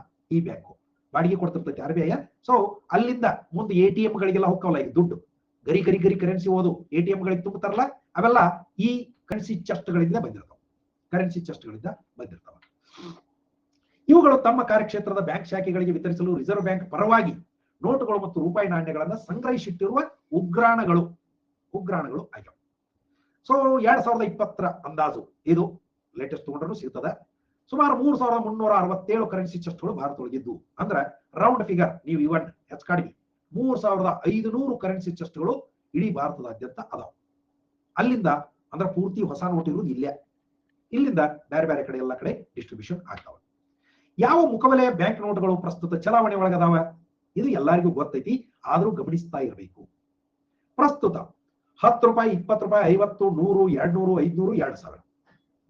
ಇದ್ರೊಳಗ ಮೊದಲಿನಿಂದಲೂ 10 ಇತ್ತು, 20 ಇತ್ತು, 50 ಇತ್ತು, 100 ಇತ್ತು, ಅಂಡ್ ಇವನ್ 500 ಬಂದು ಬಹಳ ವರ್ಷ ಆಗಿತ್ತು. ಆದ್ರೆ 200 ಇದ್ದಿರ್ಲಿಲ್ಲ, 2,000 ಇದ್ದಿರ್ಲಿಲ್ಲ.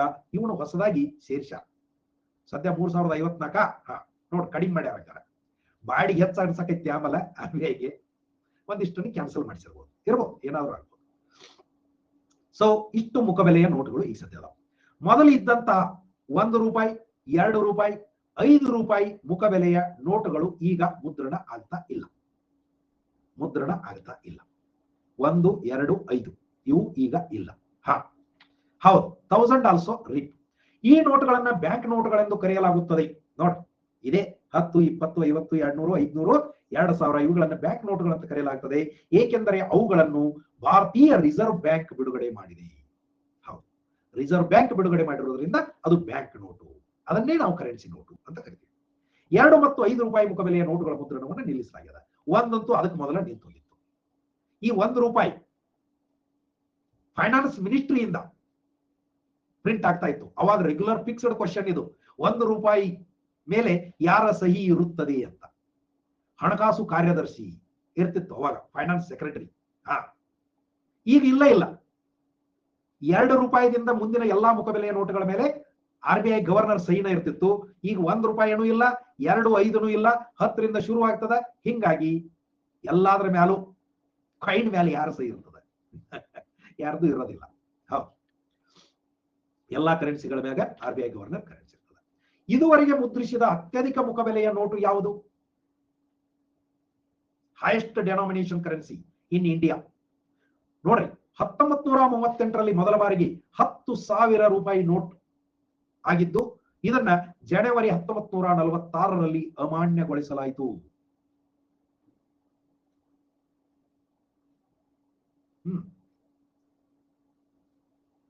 ರೂಪಾಯಿ ನೋಟು 10,000 ರೂಪಾಯಿ. 1938ರೊಳಗ 10,000 ರೂಪಾಯಿ ಅಂದ್ರೆ ಇವತ್ತಿನ ಮಾರುಕಟ್ಟೆಯ ಬೆಲೆಗಳ ಲೆಕ್ಕದಲ್ಲಿ ಇದನ್ನ ಎಷ್ಟು ಮೌಲ್ಯದ ಕರೆನ್ಸಿ ಅಂತ ತಾವು ಕರೆಯೋದಕ್ಕೆ ಇಷ್ಟಪಡ್ತೀರಿ?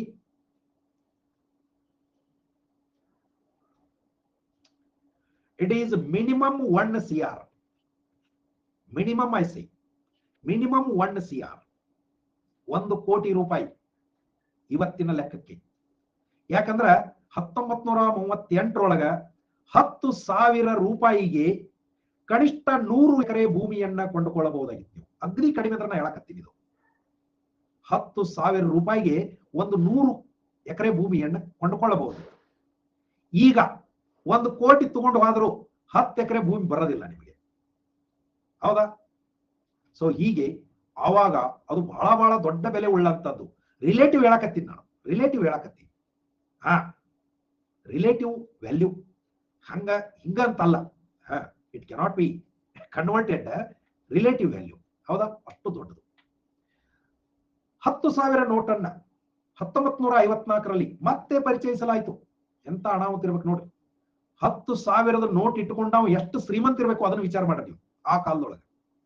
10,000 ಒಂದು ನೋಟ್ ಒಬ್ಬನ ಎಂತ್ಯಾಕೈತಿ ಅಂದ್ರೆ ಎಷ್ಟು ಶ್ರೀಮಂತ ಇರ್ಬೇಕು. ಅಂತಾವ್ ಎಷ್ಟು ನೋಟುಗಳು ಆತನ ಬಳಿ ಇರ್ತಿದ್ವು. ಇದನ್ನ ಮತ್ತೆ 1978ರಲ್ಲಿ ಅಮಾನ್ಯಗೊಳಿಸಲಾಯಿತು. ಗಮನಿಸಬೇಕು.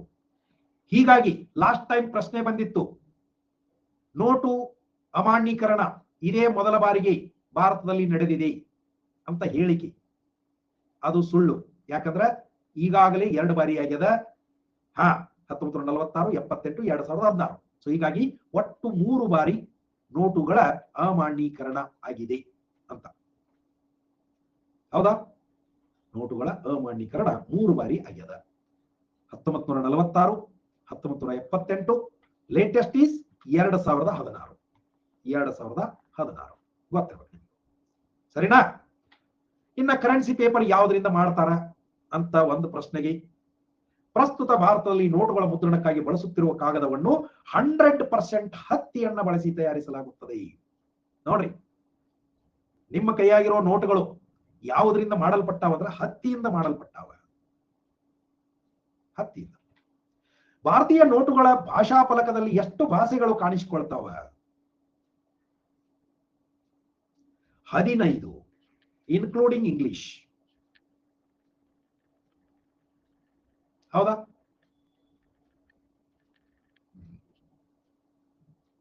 ಎಸ್. ಸೊ ಹಿಂದಿ ಮತ್ತು ಇಂಗ್ಲಿಷ್ ನೋಟ್ನ ಎರಡೂ ಬದಿಯಲ್ಲಿ ಪ್ರಿಂಟ್ ಆಗಿರ್ತಾವ. ಸೊ ಒಟ್ನೊಳಗ 4ನೇದು ಕನ್ನಡ. ಹೌದು, ಎಸ್. ಇದಿಷ್ಟು ಇವತ್ತು ನಿಮಗೆ ರಿಸರ್ವ್ ಬ್ಯಾಂಕ್ ಹಿನ್ನೆಲೆ, ರಿಸರ್ವ್ ಬ್ಯಾಂಕ್ನ ಕಾರ್ಯಗಳು, ರಿಸರ್ವ್ ಬ್ಯಾಂಕ್ನ ನೋಟು ಮುದ್ರಣಾಲಯಗಳು, ರಿಸರ್ವ್ ಬ್ಯಾಂಕ್ ನೋಟ್ ಮುದ್ರಿಸುವ ರೀತಿ ಇತ್ಯಾದಿ ಇತ್ಯಾದಿ ಇತ್ಯಾದಿ. ನಾಳೆ ಇನ್ನೂ ಮಹತ್ವದ ಒಂದು ಸೆಷನ್ ಯಾವ್ದಪ್ಪ ಅಂತ ಕೇಳಿದ್ರೆ ಮಾನಿಟರಿ ಪಾಲಿಸಿ, ಹಣಕಾಸು ನೀತಿಯ ಕುರಿತಾಗಿ ಚರ್ಚೆ ನಾಳೆ. ಸೊ ಹಣಕಾಸು ನೀತಿ ಅಂದ್ರೆ ಏನು, ಯಾವ ಉದ್ದೇಶಕ್ಕಾಗಿ, ಅದರ ಸಾಧನಗಳು ಯಾವುವು, ಸದ್ಯ ಪರಿಸ್ಥಿತಿ ಏನೈತಿ ಇತ್ಯಾದಿ ಮಾಹಿತಿಯನ್ನ ನಾಳೆ ನಾವು ನೋಡೋಣ ಅಂತ.